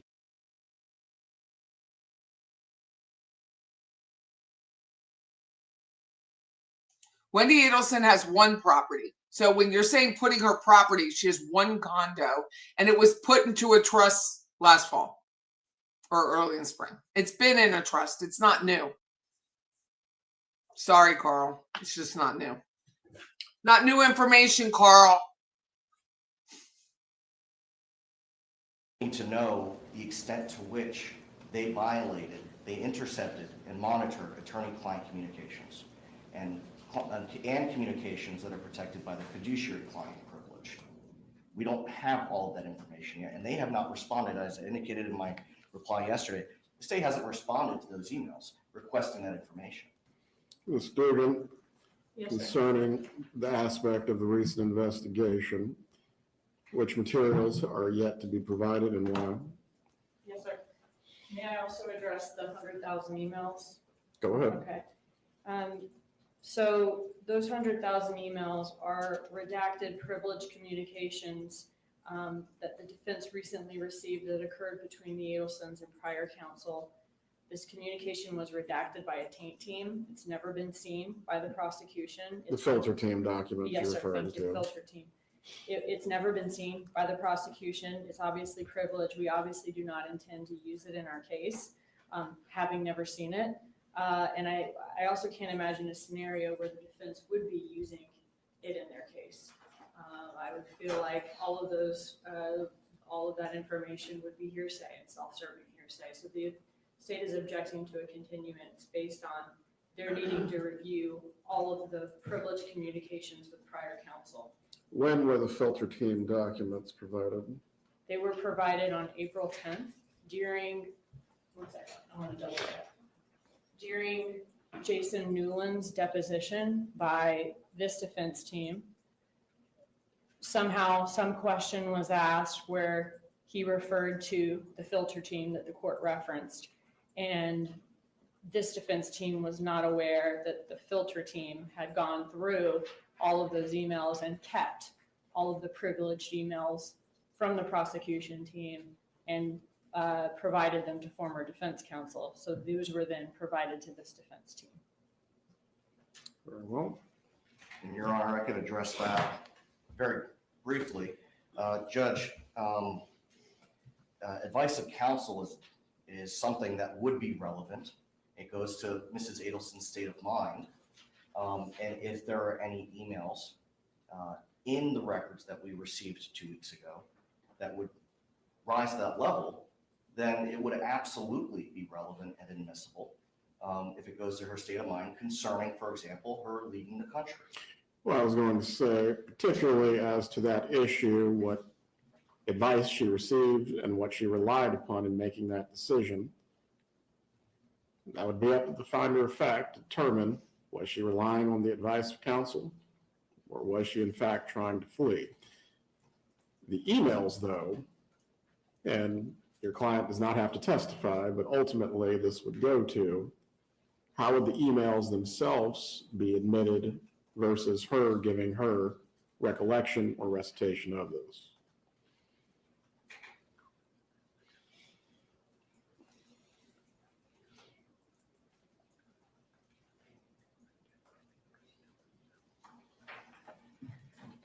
That still doesn't mean that the emails themselves would not be admissible, Your Honor.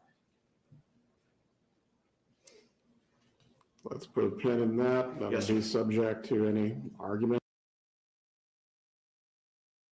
Couple things. If our friend is here, hold on. Go back.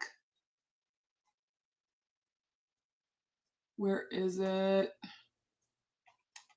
I'm going through the chat. I apologize. Awaso Egan says, I heard on Mr. Steinbeck's live, Carl Steinbeck, just now that Wendy's putting her property into trust. And I will show you that Carl is several months behind. So we had a show about this. That's why I know. 11-1. Here is the Wendy Trust right here.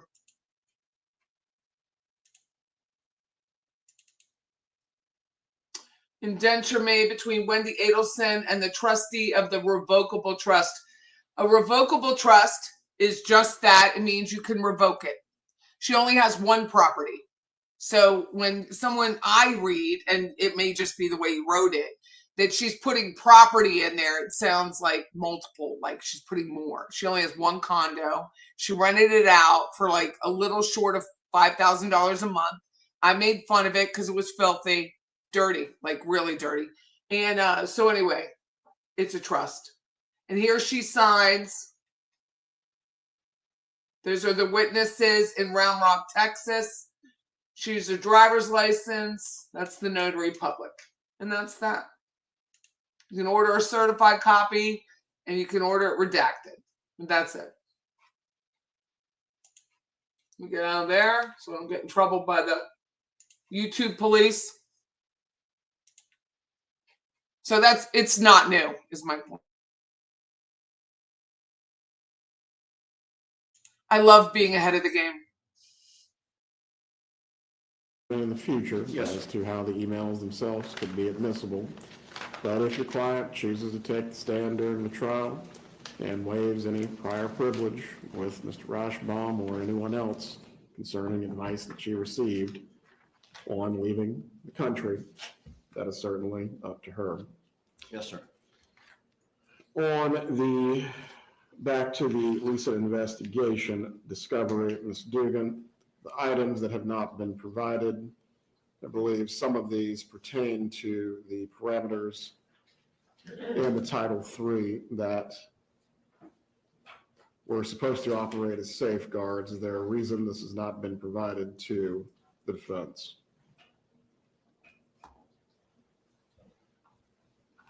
So looking at the reply and the motion to compel, all of the things that they're requesting here as far as the minimization instructions, all the logs, all of those things, I feel once the order to unseal has been signed, those can't all be disclosed. The only thing that I saw that would be additional that they are asking for is surveillance video, which is surveillance video from the jail, which I've been told has already been disclosed to the defense. They also asked for the financial records that are mentioned in the application. I was told that we subpoenaed Harvey Adelson's Zelle account. I found that those Zelle records and had it sent to the defense this afternoon. So once those items are unsealed and they can be disclosed to the defense, that should be all of the discovery that pertains to the wire.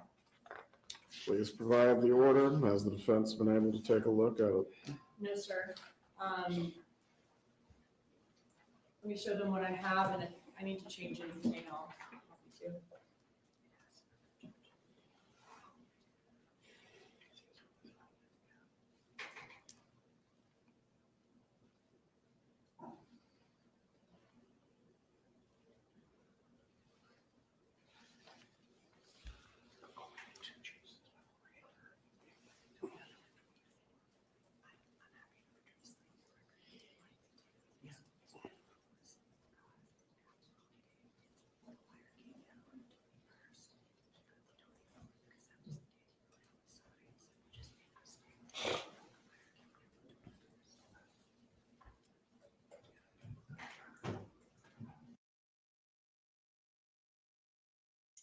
Wendy created a trust very recently. How are you talking about that?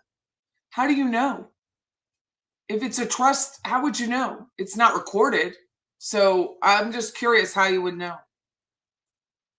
Trusts are generally private unless they have to do with property. May I approach? You may. Your Honor, there was one issue that Ms. Dugan and I addressed concerning the motion and order, and it has to do with the discrepancy with Investigator Newland's memorandum, the 17-page memorandum. The memorandum that he authored indicated that the wire went down February 24th. Ms. Dugan is telling me that the wire actually went down on February 21st. So we can just make sure that that's accurate. Yes, this is one of the paragraphs in the defense's reply. That was just a mistake on the memo. The wire came down on the 21st. I believe the significance of the 24th was that was when the order was signed, and I think Mr. Newland's memo said the 24th, but it is the 21st, which is reflected in the order the court's looking at now. All right. Court will sign the order at this time. We believe that deals with your motion to compel, Mr. Zellman. May I address one more thing about the issue we were just talking about? There is obviously this new discovery from this lead that the state was alerted to last fall. We conducted this investigation and followed that investigation to its conclusion. That obviously has resulted in some new discovery in these wire calls, but I did want to let the court know, though there are a large number of calls that the defense, of course, wants to review, there are only, I was told, about 30-something calls deemed pertinent by law enforcement, and the state likely plans to only use maybe one or two at trial, and believes that the 2 months the defense had from the time it was discovered to the time of trial in June should be sufficient to prepare for that portion of the trial. Do any of the calls that you intend to use from this recent investigation go to privileged matters or encapsulate calls with counsel? Thank you. I wanted to address that. There are no calls that were recorded between the defendant, Donna Adelson, and attorneys in this case. I specifically asked the investigator about that before the hearing. Mr. Zellman, you may continue with your argument. Yes, Your Honor. The state has also not responded to our request to let us know if they've also been monitoring our attorney-client conferences at the Leon County Detention Center. That's a no.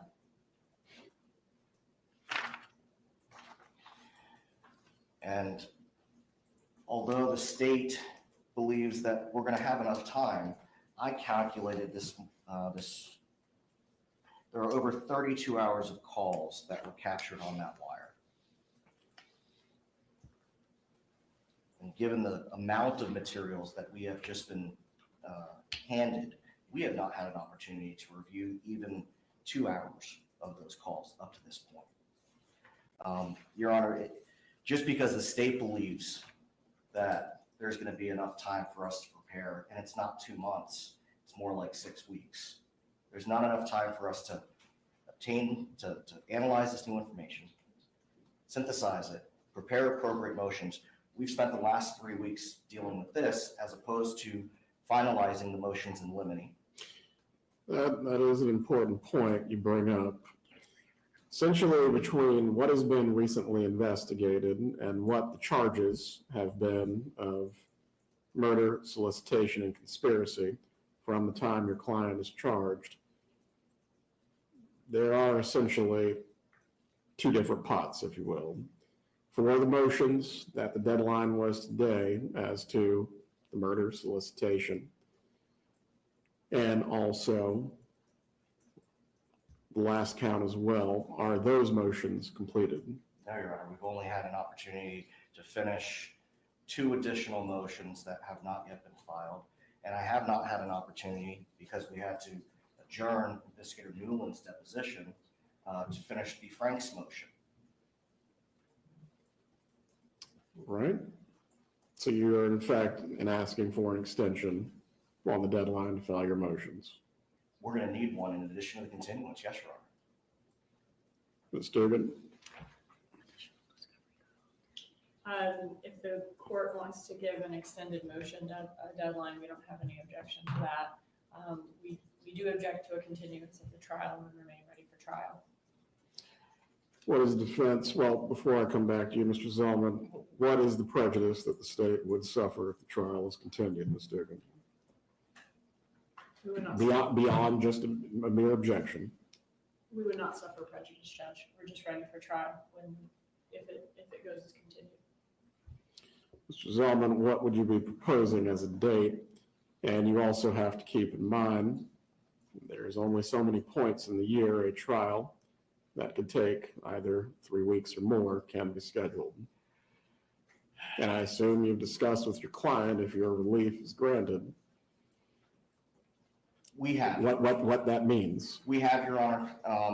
And frankly, without getting through all of this new material, it's hard for us to pinpoint exactly when. I mean, we're not going to sit around on our hands and do nothing. We have been diligently preparing. We're going to continue to diligently prepare. Likely 2 to 3 months would be, I think, realistic. But again, until we get through all these new materials, it's going to be hard for me to say. Right, concerning the motion deadline, which was supposed to be today, we'll set a new deadline, particularly as to the counts that have already been a part of the indictment and have been charged all along. The murder, the conspiracy, the solicitation, the deadline for filing any motions relating to the existing charges will be May 16th. The motion hearing that was scheduled to take place on that day, we will reschedule at a later point. Court is going to reserve ruling as to whether the motion for continuance will be granted. The parties are to confer about any redactions that you believe would be appropriate to the filings for the expedited motion for continuance, the state's response, and also the defendant's reply, and the motion to compel discovery. Any other matters that we need to address before we finish up for today? Your Honor, with respect to the motion to compel, the state has also not provided the disclosures that's required by Rule 3.2201BM concerning the jailhouse informants. We've also moved to compel that material as well.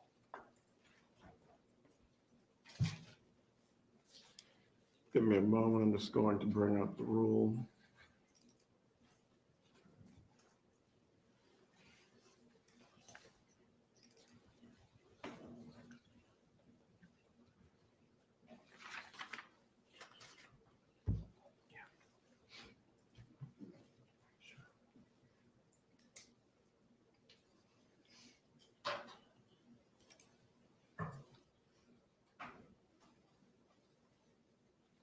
So this is 1M, which subsection?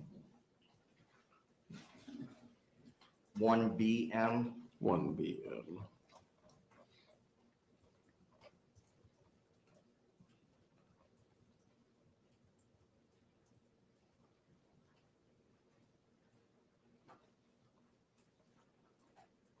Student response.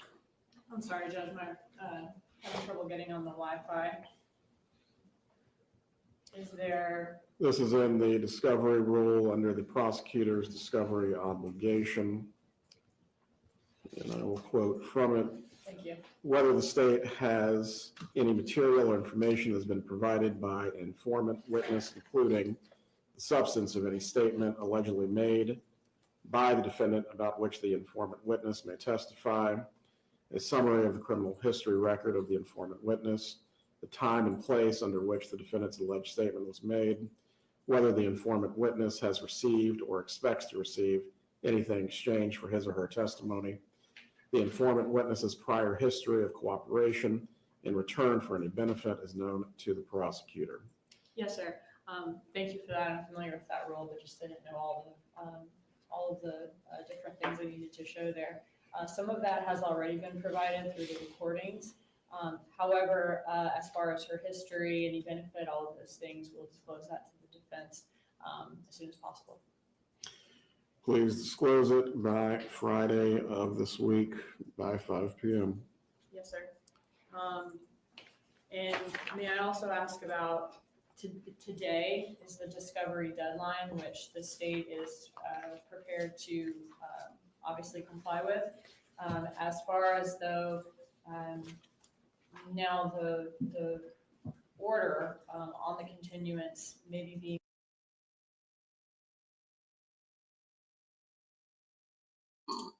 That's kind of rigmarole. We don't need that right now. It's the same stuff that we already knew.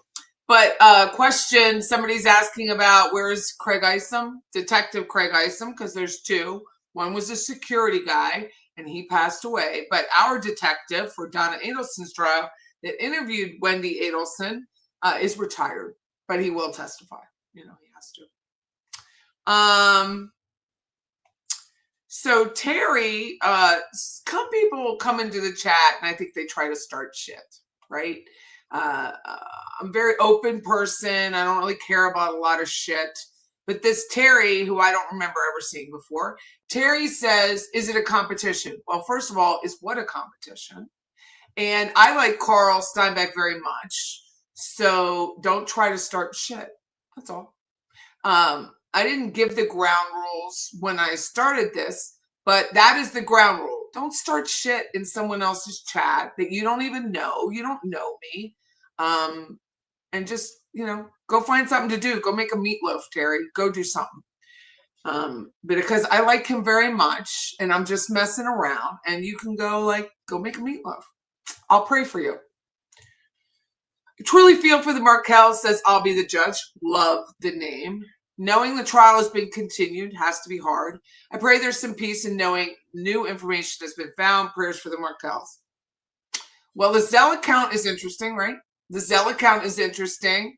Harvey has a Zelle. I have a Zelle. Most banks give you a Zelle, whether you use it or not. And when you pay for something in the United States with ZELLE, it is finite. It is not refundable. It is a done deal.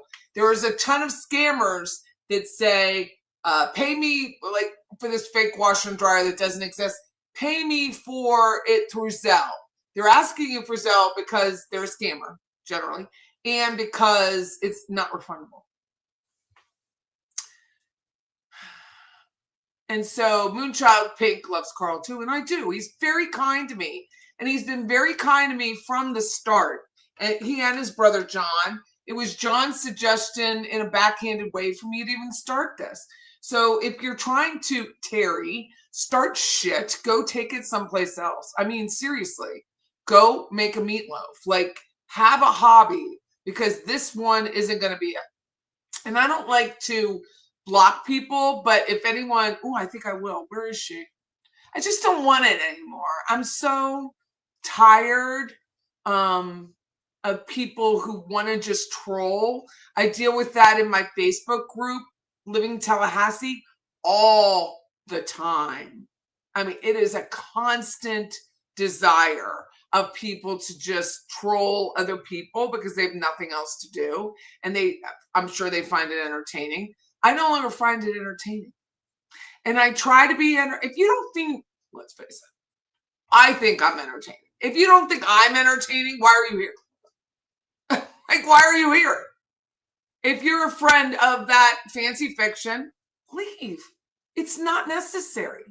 It's not necessary for you to be here. If you're a fan of these other people, that just go. I have so many YouTuber friends. It's not necessary to trash other YouTube. I just don't like it. So I'm trying to find Terry in here. If any other admins see her before I do, feel free to get rid of her. Just let me know so I can stop looking for her. I mean, it doesn't, when you remove someone from a chat on Facebook, it doesn't remove them from their ability to watch YouTube in your channel. I wish it did. It doesn't. Like Course with Their Own Name is another one. Like if I see it again, I've found it. If any of the admin, could they go through and remove? I know you're not a troll. But Terry apparently is, and the chat's moving fast, so it's hard for me to see it. But I'm gonna scroll till I do.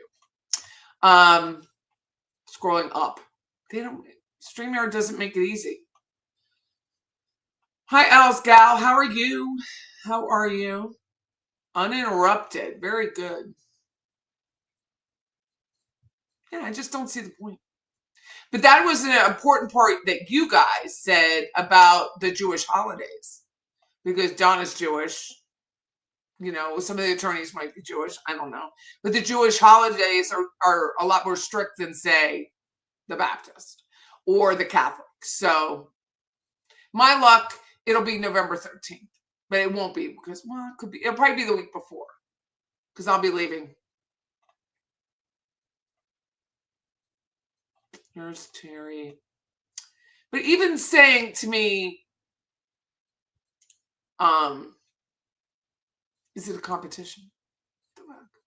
Go hug your husband. Go, like, I don't know. Hi, Miss Figgy. Cute name. So cute. What do you think we're going to learn about the informants? It'll be a while because he hasn't even read them. So let's face it. It's going to be a while before we get any of that information. They wouldn't answer you. Terry's gone. So we wish Terry well. We love them as they leave, even forcibly. Can anyone tell me where James' mentor lawyer went? All his videos are AI.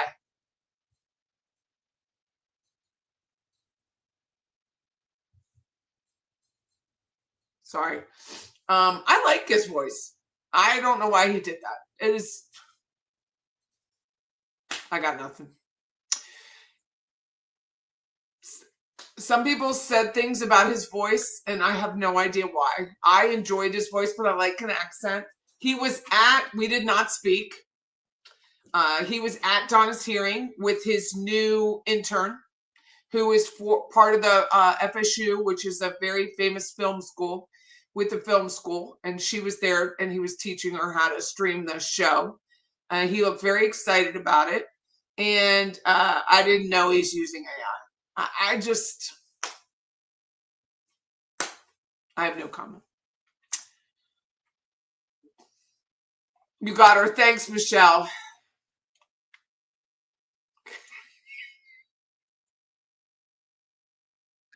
Patricia will be writing a limerick on your behalf, Terry, to honor your memory. Thank you, creative. Is Rob going to testify, meaning did they say he will be called? Well, I think they tried, but I don't think that motion has been decided, you know, where they tried to get rid of him.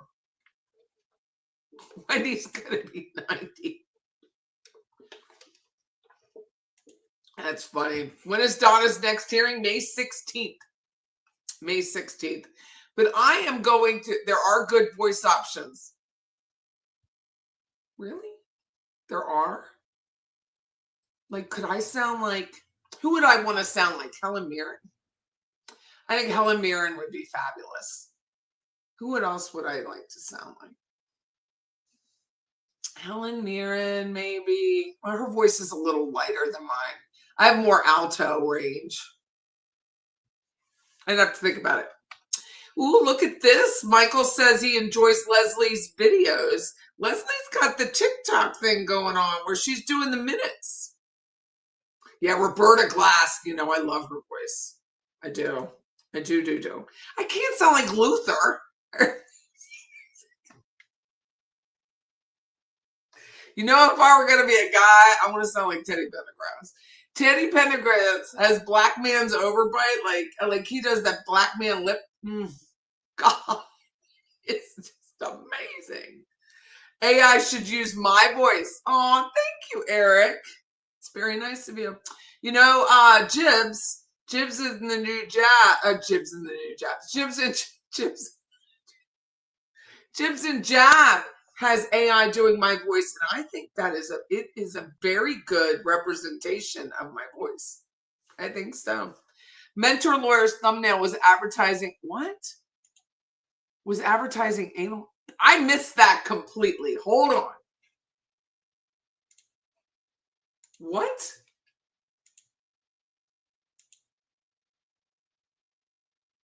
Oh.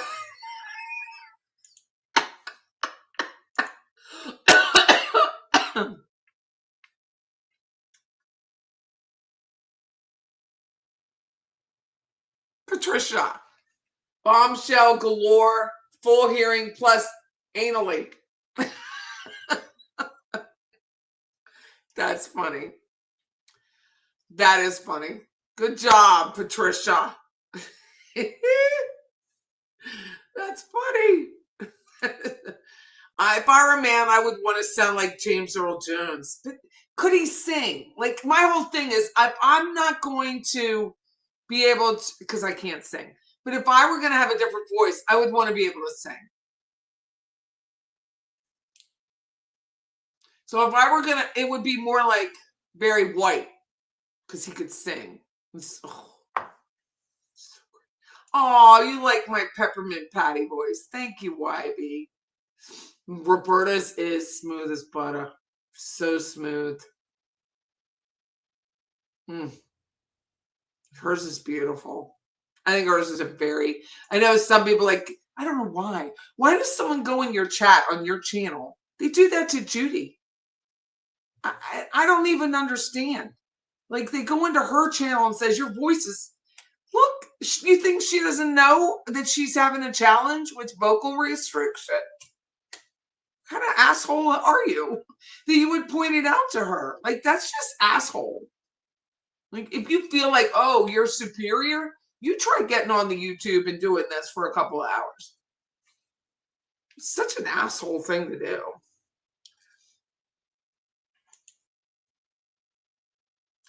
Oh, good. Thank you, JJ.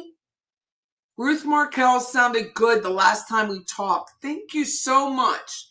She's helping with the disaster at FSU. Thank you so much for letting us know. That is the nicest thing, Eric. That was very nice. Can you imagine more AI of me? Oh, dudes. Can I tell you what I did? Let's get rid of the anally picture. So, I'm Catholic. And was it last week? It's so fast. This week is so fast. Last week, I didn't have to, but I was asked to read. You volunteer, you read the scriptures. People don't believe it, but Catholics actually read the Bible. So we're reading scripture, my favorite, John. Love this. It's out of Revelation. Love the scripture. Out of the ballpark. I did fantastic. I enunciated. I didn't slur my words. I didn't dangle, like drop off a diphthong. Perfect. Here comes. There's another point. Stop. I thought I was going to pass out. I messed up so bad.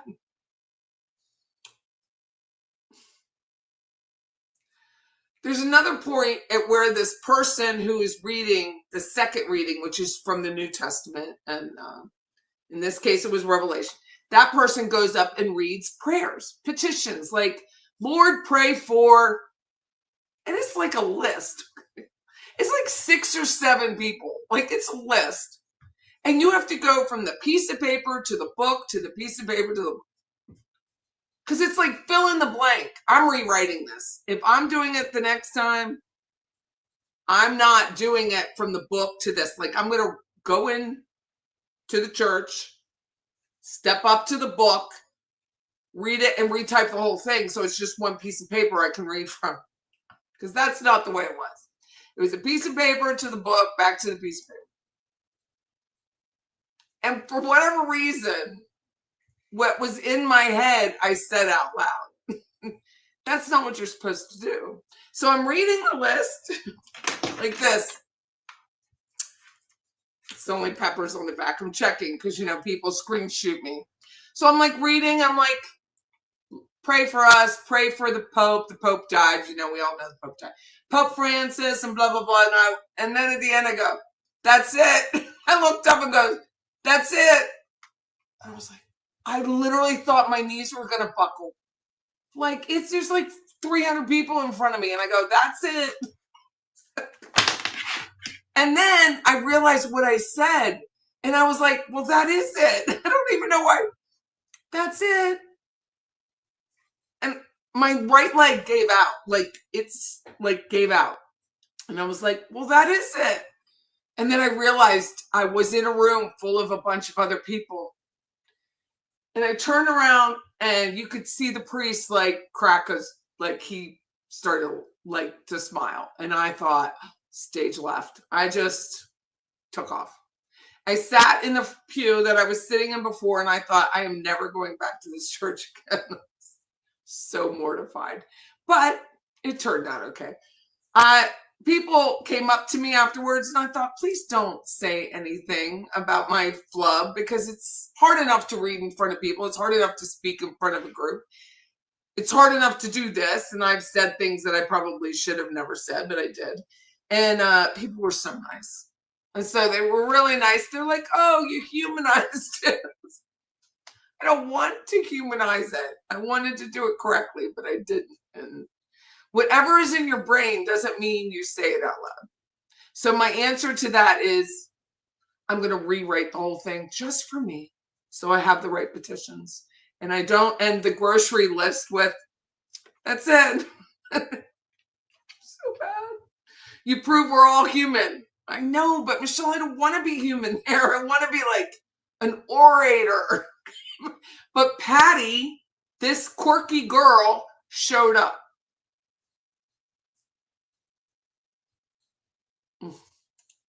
Quirk shows, and there was nothing I could do about it. Yes, I did. I said, that's it. It's like that. So, you're saying, I don't even know how it's said. I think I blocked it out of my mind. At this time, whatever. Pray for, the repose of Pope Francis. And I'm looking up and down. I'm looking at the top page, the handwritten, the type page, and then the actual book with the petitions in it. And I was like, well, that's it. So yes, sounds like a moment of grace. Well, it is the first time since Toastmasters, which is, I was in Toastmasters for a couple of years. How long have I known Scott? 10 years almost. So 12 years that I really was didn't, blurted out something you're not supposed to blurt. But it was a safe blurt instead of the neck could have said, but I didn't. So it all worked out. I know, I was like, get me out of here. And so at the end, this girl, her name's Carrie. She's lovely. She reads quite often. And she says, well, next time. You did great. It was very human. It was lovely. We all have had these moments. And she goes, next time, maybe stay for a minute and until Father stands. I said, no. I might do it next time, but today I was out. I was trying to how do I get to Mexico? It's funny stuff. It did. That's all. That's it. Let's go. So funny. Somebody said this was before she knew, but she keeps busy. I don't know.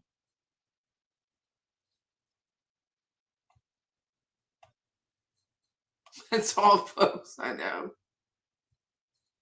So funny. Somebody says, did I miss it?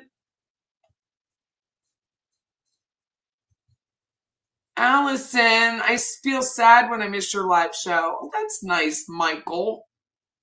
I think so too. I'll be the judge. It pisses me off. I said something in her last commentary. And I love that she addresses it because people need to understand how hard this is. And if you don't think it's hard, try it. It is really hard, in my case, to be live 2.5 hours and talk to a chat and keep it entertaining. It's hard. I think I do a decent job. I'm not the best. I've seen people better, and they don't always interact with the chat the way I do. I think that's a different, oh, sorry, I hit the mic. I think that's a different take on being in YouTube that I have that other people don't do. But I would think it's hard. I've seen other people will talk, someone who uses AI now, who called me names. So I don't like saying his name, but he called me names. And I'll never forget. It was a late night. It was like an 11:30 live he had. And he was talking about the trial or not having the trial. It had to be before Rashbaum, because I kind of stopped watching after Rashbaum quit Donna Adelson. And it was like, it had to be late. And he's reading transcripts or something. And someone in the chat said, "You're not paying attention to us." And I took that as a compliment. He didn't take it as a compliment. I knew it was a compliment because those people that were saying that to him are in my chat on a regular basis. And he said, she goes, "You're not paying attention to the chat." And he goes, "That is not what I do." Or you could just ignore the question.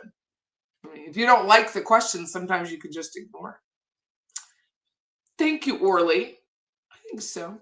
I think I try very hard, and I don't always get everything right, but when I am right, I'm right. I like Judy. I think Judy provides great entertainment.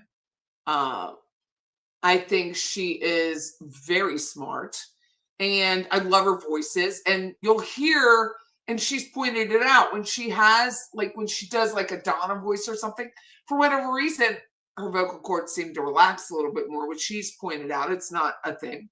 But I just think it's rude, whoever that is. It's just like, I'll make fun of myself. Like, why is her head shaved? Whatever that is. Why does she shave her head? Where was it? Oh, did I tell you about the car wash guy? I don't think I did. I don't know if I told you about the car wash guy. But anyway, I was waiting for my car to be washed at a Goodwill car wash down the road. And there was a gentleman, and he started going off about religion. And I studied world religions. I've had numerous courses in world religions. I love other religions. And he was going after the Mormons. And he said something that just wasn't factually true. And he's an older man, and he asked Siri about the question, and he didn't like the answer that Siri had, so he shut his phone. And I said, "Well, isn't that funny that Siri, you just didn't like the response, doesn't mean the response wasn't true."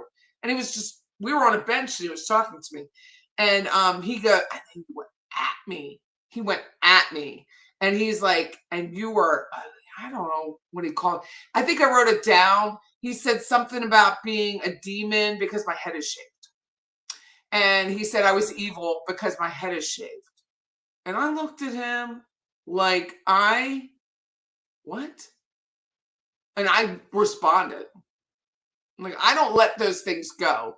And I said, "You don't know why my head is shaved." Like, I think he thought I was a lesbian because he was so Bible, no room for any other human other than, like, dude, that means he was like literal Bible, which, let's face it, there's a lot of interpretation, hence revelation, right? That's the perfect answer to that. And he was like, blah, blah, blah, blah, blah, blah, blah. And I lived with that with my first ex-husband and his mother. And so I was like, what? And he was like, what kind of woman dresses like you? Jeans and a shirt? And my hair, he went at me, my entire physical attribute. Oh, no. I don't know. You're not going to do it. Like, I apologize to the other people who were in between us because we're just sitting on a bench waiting for a vehicle. I said, I am so sorry about what I'm about to say. And then I told him to go F himself. And I repeated, he goes, and then she's cursing. She's a demon. And he's like in a dress shirt because my head is shaved. And I thought, oh, he thinks I'm a lesbian. Because that's the like sexual, lustful. I was like, dude, I'm sitting here in a shirt and pants and like sneakers. And I thought, oh, he's assuming I'm a lesbian. And so I just carried on. Like, I was like, oh, I think you're wrong. And I think you're making a lot of assumptions, which is in fact a sin. And I just kept turning it around on him. But that's the same, like, whatever, like, why would you do that? Like, where's your filter, dude? Like, where was your filter? You're in a suit, like, not a suit, but he was like in a, like older man dress shirt, the short sleeve cut, that kind of shirt. And I'm like, dude, what are you doing? You're like showing your ass in public. But that's what people do. They feel like social media is real. And they can just call or say things about people the way they want, whether it's true or not. I've been called a lesbian before, I could care less, which is now I know how to respond to it. But I'm like, dude, you're just jealous. You're jealous of my hair, like you're jealous. Why? But that's what they do to Judy. Like, they call her out. If you don't like what she has to offer, then she'll tell you someone else. If you don't like the AI that what's his face has, then someone else. If you don't like that I have a mock-up of other YouTubers in my thing and I make fun of them, there's a million and millions of other YouTubers. Like, go somewhere else. It's okay. It really is okay. Like Dwight from The Office, yes, except it was plaid and he was older. He had to be like 70. 70. A shirt, jeans, and sneakers does not know. It's the hair. It's the hair. And I drive a truck. Call me a demon. Which, I mean, some people could say, did you tell him to go make a meal? No, but I thought I should have. Like, I just thought of that right now. I gotta write that down. It's like my thing with fudge, up the fudge.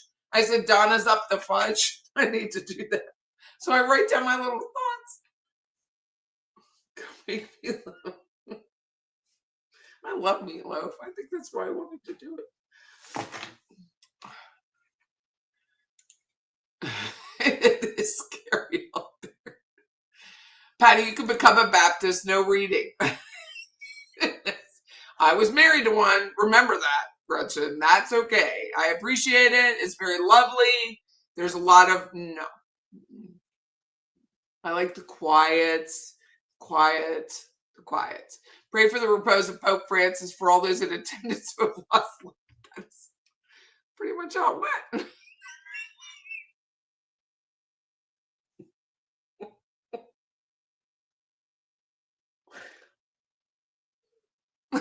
That's pretty much how it went. Your latex. Thank you for writing.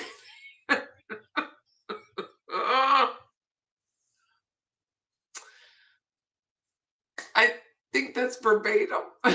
That's verbatim. Yes, you can use it. Go make a meatloaf. I also did, and I told Terry I'll pray for her. Man, that'll piss people off. Have you ever seen that with Dolly Parton? No, was it Dolly Parton? No. Who says I'll pray for you? Who used? Oh. It was a country singer. I forget who said it.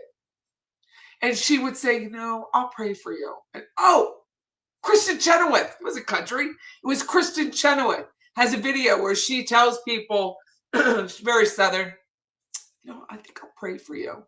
And how much it jacks people up. You got to watch Patty. I know. But I think if someone calls me a name because of my hair, which is what he referenced, I can respond and it'll be fine. There were enough people around. I could listen to Patty tell stories for hours. Thank you. Thank you, Claudia. That's funny. I Set My Moral Compass by Judy. I know she's fabulous. I mean, she really is good. Like I'm not blowing smoke. She's a great attorney. She has a great spin on things. She finds details that I, in my experience, would not find because I'm not an attorney. You're just going to start saying that's it. I know. So funny. So I didn't tell you. Speaking of that, last night, my husband and I went out. I told you we went to Corner Pocket and saw this newer band called 1105. They were very good. They sang she sang Adele. She carried it. She sang Stevie Nicks, carried it. She sang Linda Ronstadt, carried it. We're getting ready to leave. I go up and say hi to my friend who is the general manager. Say hi to him. His ex-wife was there, said hello to her. It was her birthday. His son said hello. This whole table waiting for me. I didn't want to wait for my check. I just went up to the girl and got my check. She was standing there. She didn't know I was ready to go. 2 women stopped me. One's name's Trish, and the other one's name is Renee. I didn't know that at the time. She stops me and she says, "Have I seen you before?" I'm always nervous. I don't know. She said, "Do you go to our church?" Yeah, I do. She goes, "You read last week." I said, "I read. Yeah, I read last week." She goes, "That's it." She said, I forgot about that. And then she's very nice. They were very nice ladies. And then she's today leaving church with my husband, who is already, I'm ready to go. And I'm ready. I'm not hanging out. They're there. And they stop me. And they meet Chris because they didn't really meet him because he was off talking to other people left. So when you say something like, "That's it, Trish," think of Trish.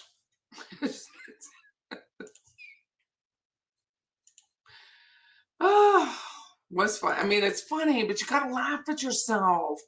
Like, you've got to laugh. No, I don't complain. It's not. How is it the Goodwill car wash guy's fault that this guy's waiting for his car talking trash about me? Could have been worse. He could have called me other things. But he didn't expect me to respond. Like, how do you not expect someone my size with this hair to respond? Like, does this hair not even own a response as I walk into a room? I think that people think I'm going to respond. So I did. She's a super talented ice skater. Yes, Judy is. Do they have street corner preachers? Ooh, they have street corner preachers in Tallahassee. They were out in front of the courthouse. Not the courthouse, the Capitol building, the old Capitol. So the old Capitol here is white with the red and white awnings, real pretty, the live oaks, it's a thing. And yeah, they're all over the place. They'll stand here at the corner. And I'm like, I'm a libertarian by conviction, so that stuff doesn't bother me.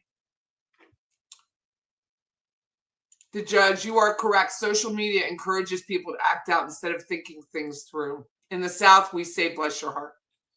Yeah, but look at that. I'm not going to show it because if I show it, I get tagged for a copyright. But I'll share it as a post. Christian Chenoweth talking about someone was nasty to her, abrupt. And she just said, "I'll pray for you," in her sweet little voice. And that was that. I remember you from the early court days of Charlie's trial. I thought, who is that woman? Oh, thank you. The hair. I know it needs a cut.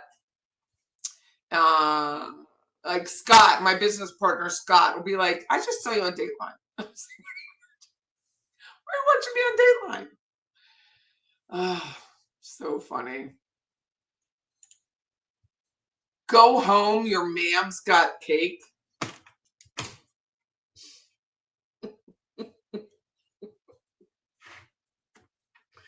Oh, that's funny. That's funny. I know, bless your heart. Yeah, I get it. I think that was the first lesson I learned here. Drive up for car wash, get a lecture on religion. I know, he was going at them. Like, what did the Mormons ever do to you, dude? Shut up. That's the thing. Why do you care? That's the part I don't understand, is why do you care? How is anyone else's faith hurting you? It's not. Like, you're not evangelizing at that point. You're just being an asshole. So how does that bother you? I never understood that. I've never understood it. I never will understand it. It doesn't, it's like, what's another example of it? Tesla drivers. You're going to scratch someone else's car doing how is that going to help your cause? First of all, it's felony. I mean, like, destroying property at that point. And so, and it's intentional, and it can be seen as whatever other crime that you're doing. Like, what are you trying to do?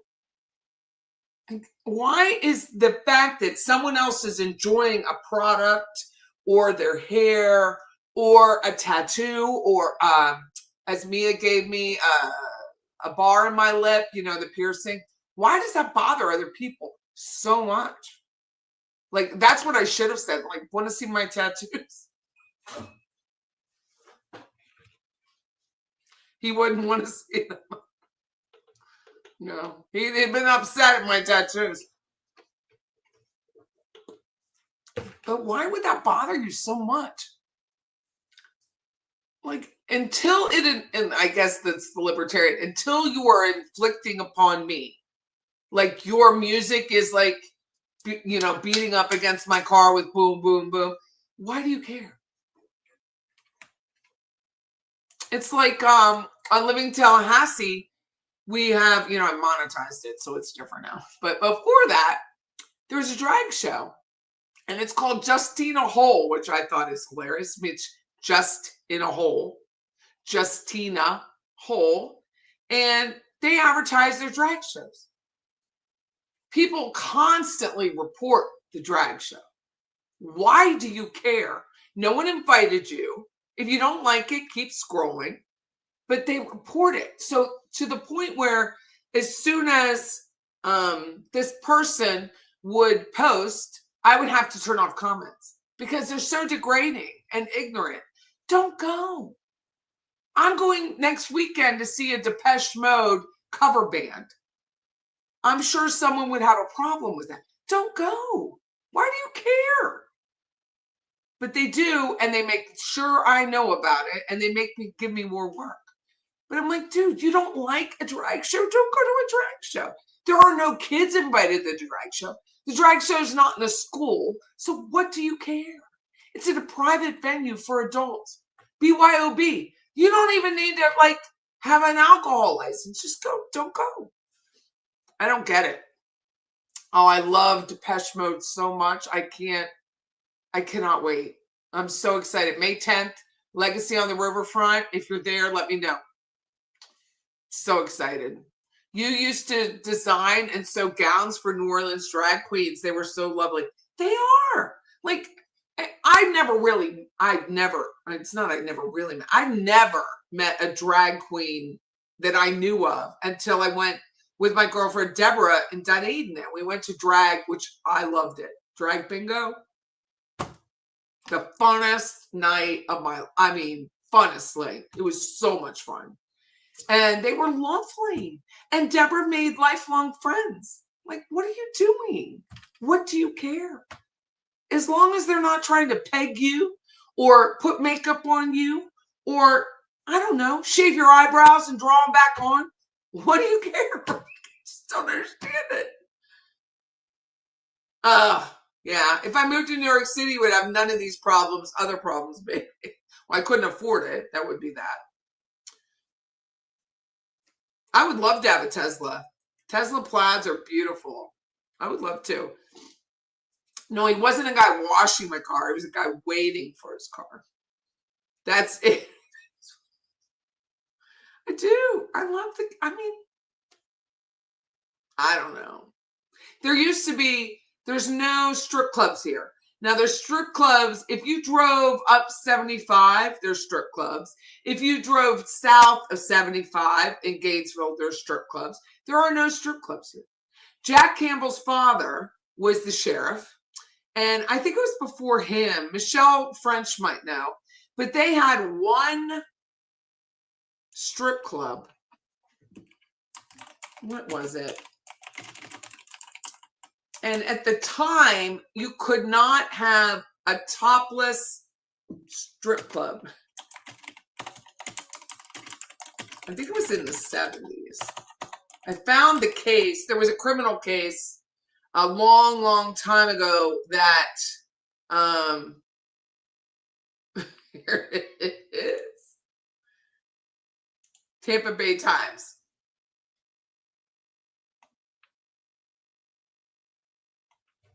Nudity loophole. Where is it? Which to me is hilarious. Absolutely hilarious. So, nudity loophole. A new dancing ban apparently ended an on-again, off-again attempt to open a bottomless dance club in Tallahassee, City Attorney Jim English said. So you couldn't have a topless club, so they made it bottomless. I thought that was hilarious. Cafe Risque general manager, which is the one that's above us on 75 and below us in Gainesville. John Chambers' telephone number in Byron, Georgia is unlisted. He did calls to his Cafe Erotica clubs at Byron and St. Augustine. Chambers, a former New Jersey cop and current pro wrestler who goes by the name of Colonel John Murdoch, had recently told Tallahassee Democrat he planned to open up a club. But that was before the city commission voted unanimously to ban nudity or partial nudity in public establishments because, religion. Regardless of whether they serve alcohol. For about 2 hours before the vote, about 36 speakers quoted everyone from Ted Bundy on the evils of porn to the drafters of the First Amendment. This is just another example of quality of life standards people hold dear. Now, Mayor Dorothy Inman Cruz also just ran for commission recently. The new law replaced an ordinance enacted in 1959 that banned only topless. Didn't talk about bottomless. Got to think ahead of the game. The commissioners on Tuesday also passed a tougher law closing that loophole that allowed Cafe Risque dancers to bare their bottoms as long as alcohol was served. I think it's funny. Risque was shut down hours after it opened, serving beer in a former ice cream restaurant between the Florida State University and Tallahassee Community College, which is now Tallahassee State College. Last week, the club reopened to steer clear of the city. The dancers wore tops, but no bottoms. No bottoms and alcohol wasn't served. The new restrictions on exposure of buttocks and breasts technically could have the effect of banning thong bathing suits in public, but officials assured a news conference they had no intention of arresting sunbathers. Oh, be smarter than your Jersey cop. Oh, so funny. That's it. It's funny. Do you know who George Kappelman's husband is? I do, and I'm not saying who he is. Patty, if you ever get arrested and seize your computer, you got to have a hell of a lot to answer. I know. I have a note on my computer that says, I did put a note on there. Dear law enforcement. I do. Nudity loophole should be a great screen name. It's true, though. That's what they did. I think it's hilarious. Jebby says, I used to go to drag shows with one of my professor's sons and professor's son and his friend. They were both 6'2" and in high heels. I know. They're massive men. They're not small people. If I had a drag alter ego, I would be Candy. That's funny.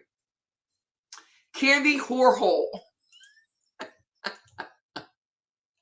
That's funny. Drag bingo is so much fun. Best night on. I know, it's so much fun. Your husband loves Depeche Mode. I love Depeche Mode. So they're singing, I don't know what they're singing. Hold on. I think it's Depeche Mode and The Cure. I think it's the Depeche Mode and The Cure, which I like both. So, and someone said, Patty, I'm so shocked. Why would you be shocked? I'm 58. That was my year. That was my time. Yeah, it's Goth Prom, which, you know, I'm not goth, but here it is. Here's the event. Goth Prom with Depeche Mode and The Cure tribute bands. So that'll be the two. It'll be fun. 8 to 11. That's not too late for me. I do love it. My own personal Jesus is like top notch. Love it. Were you ever goth? No, I was a preppy. I wore tweed. Lots of tweed. Let me see if I can find the photo. I don't know if I have an old photo on Facebook that you could see how sweet I was.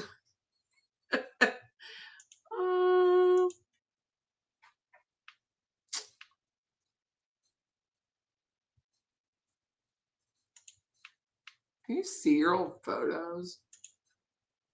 Oh my God.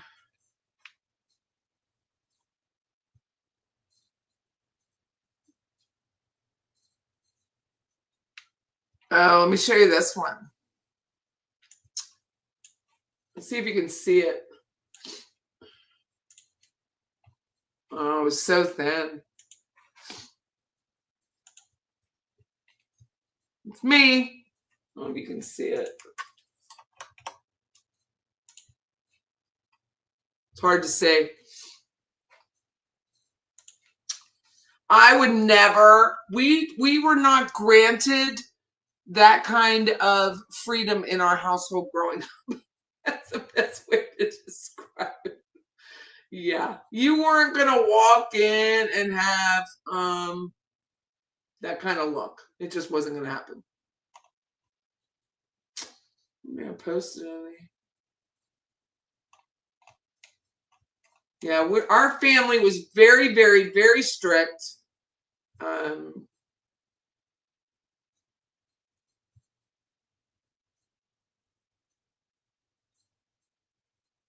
My dad and my mother were both strict Catholic. My parents were children are to be seen, not heard, which is probably why, you know, I was generally quiet growing up. I don't think I have an old photo of myself on here.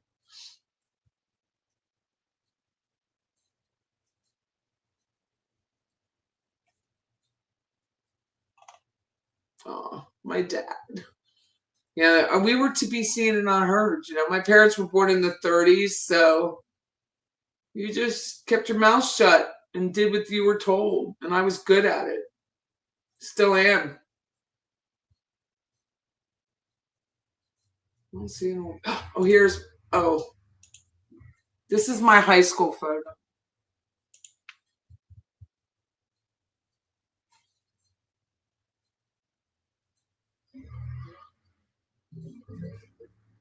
"17." That's how old I was. That skin, look how beautiful it. I had full eyebrows. What did I do? I know. We were all, it was high. Do you remember? So this is 1985. We didn't smile in our high school photos in 1985. Look, I had full eyebrows. Where did they go? Where did they go? Look at that. Look at that. Right here. I was a blonde. The eyebrows. 40-year reunion. Now it's coming up. That's what I looked like. I was very, very obedient. I don't know how else to say it. Like there was just no, like, and that's why my siblings didn't like me. Oh, here's another. Here's all of us. I don't know if you can see it very well. Yeah. my perm. We were all,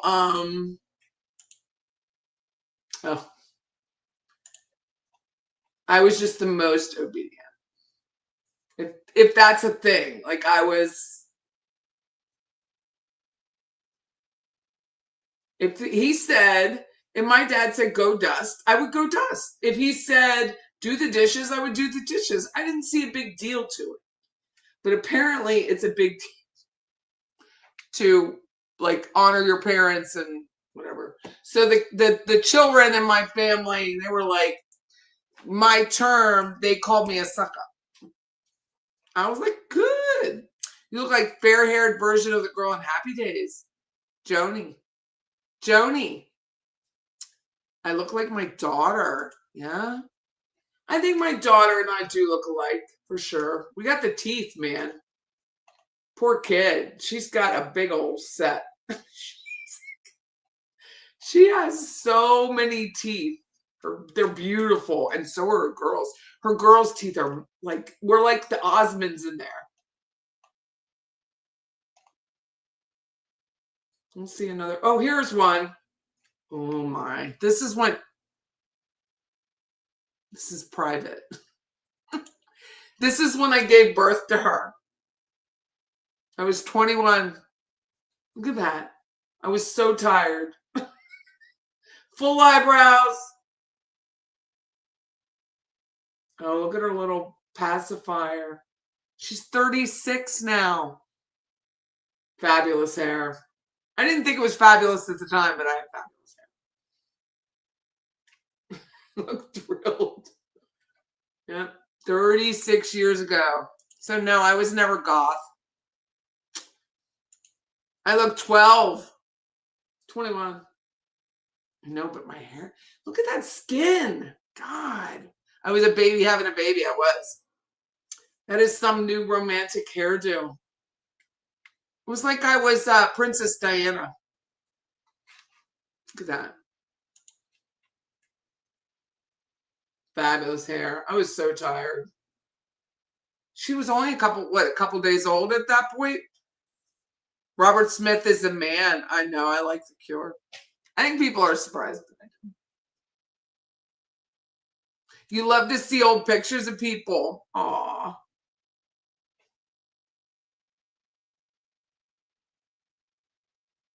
It's hard to believe. I think when you sit there and look at yourself, you go, what the hell was I thinking? What the hell? You were very rebellious. I wasn't. I'm rebellious now at 58, but I wasn't rebellious then. You look like a very young Judy Garland. Ooh, thank you. I'm going to have to put that photo through ChatGPT and see who he thinks I look like. I do. I have good skin. We all overblocked. So I have mine microbladed on now. They're microbladed.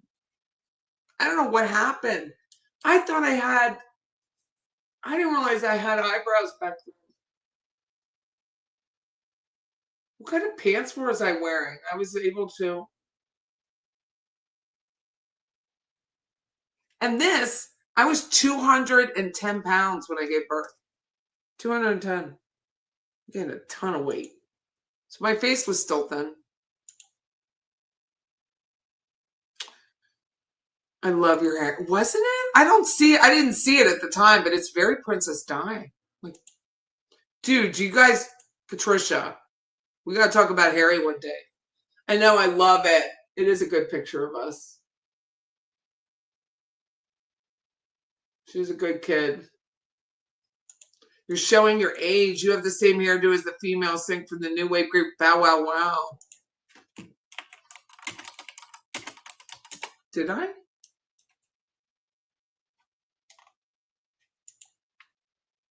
Oh, yeah, I do. I forgot her head was shaved. I was thinking about doing something different, like this has to get cut when my girl's out of town. And when she comes back, it's getting all cut. Another serious pose. I probably wasn't very happy. This isn't like, this is 1989. So we didn't have cameras. I didn't in our face all the time. I was very shy. Very, very shy. There are some, I bet in England it's even worse than it is here. Well, that's it. I gotta go. I gotta get up early. I got a hole in I got some like nail in my tire. I gotta go handle in the morning. I went and put air in it, but I know when I go out to the car, it's gonna be low. So that's it. Thank you all so very much. And I hope you have a great evening. Oh, let me thank you. My Father's Alibi, thank you very much. So I was on Roberta Glass's show the other day. I think it was Friday. And I was in a good mood. I had done school. I was super excited. And my Father's Alibi gifts 10. So then I gifted 10, which I forget to gift here. But I gifted 10 on Roberta Glass True Crime Report. And then she gifted, and then all these other people were gifting 10. And then she went and gifted 50. Allison gifted 50. I'm like, you win. I'm doing it. True Crime Wifey, thank you so much. It's been a very nice YouTube friend. Very nice to chat with her in real life. So thank you very much. And Jenny, thank you so much. She is a big supporter of mine, and I really do appreciate it. For this month, until the pay cut off for YouTube, all the money is going to Lori Paige. And I don't know if it's going to go. I'm going to have to talk to Pastor Ferguson. Someone talked about starting a scholarship fund for her. If not, I'm just going to pay it to the funeral home and make sure that they are paid off. So I'm going to let Pastor Rudy Ferguson make that decision. But just so you know, if you donate to me, that is where this month's money is going. So thank you all so much. That's it. Have a great night. Bye-bye.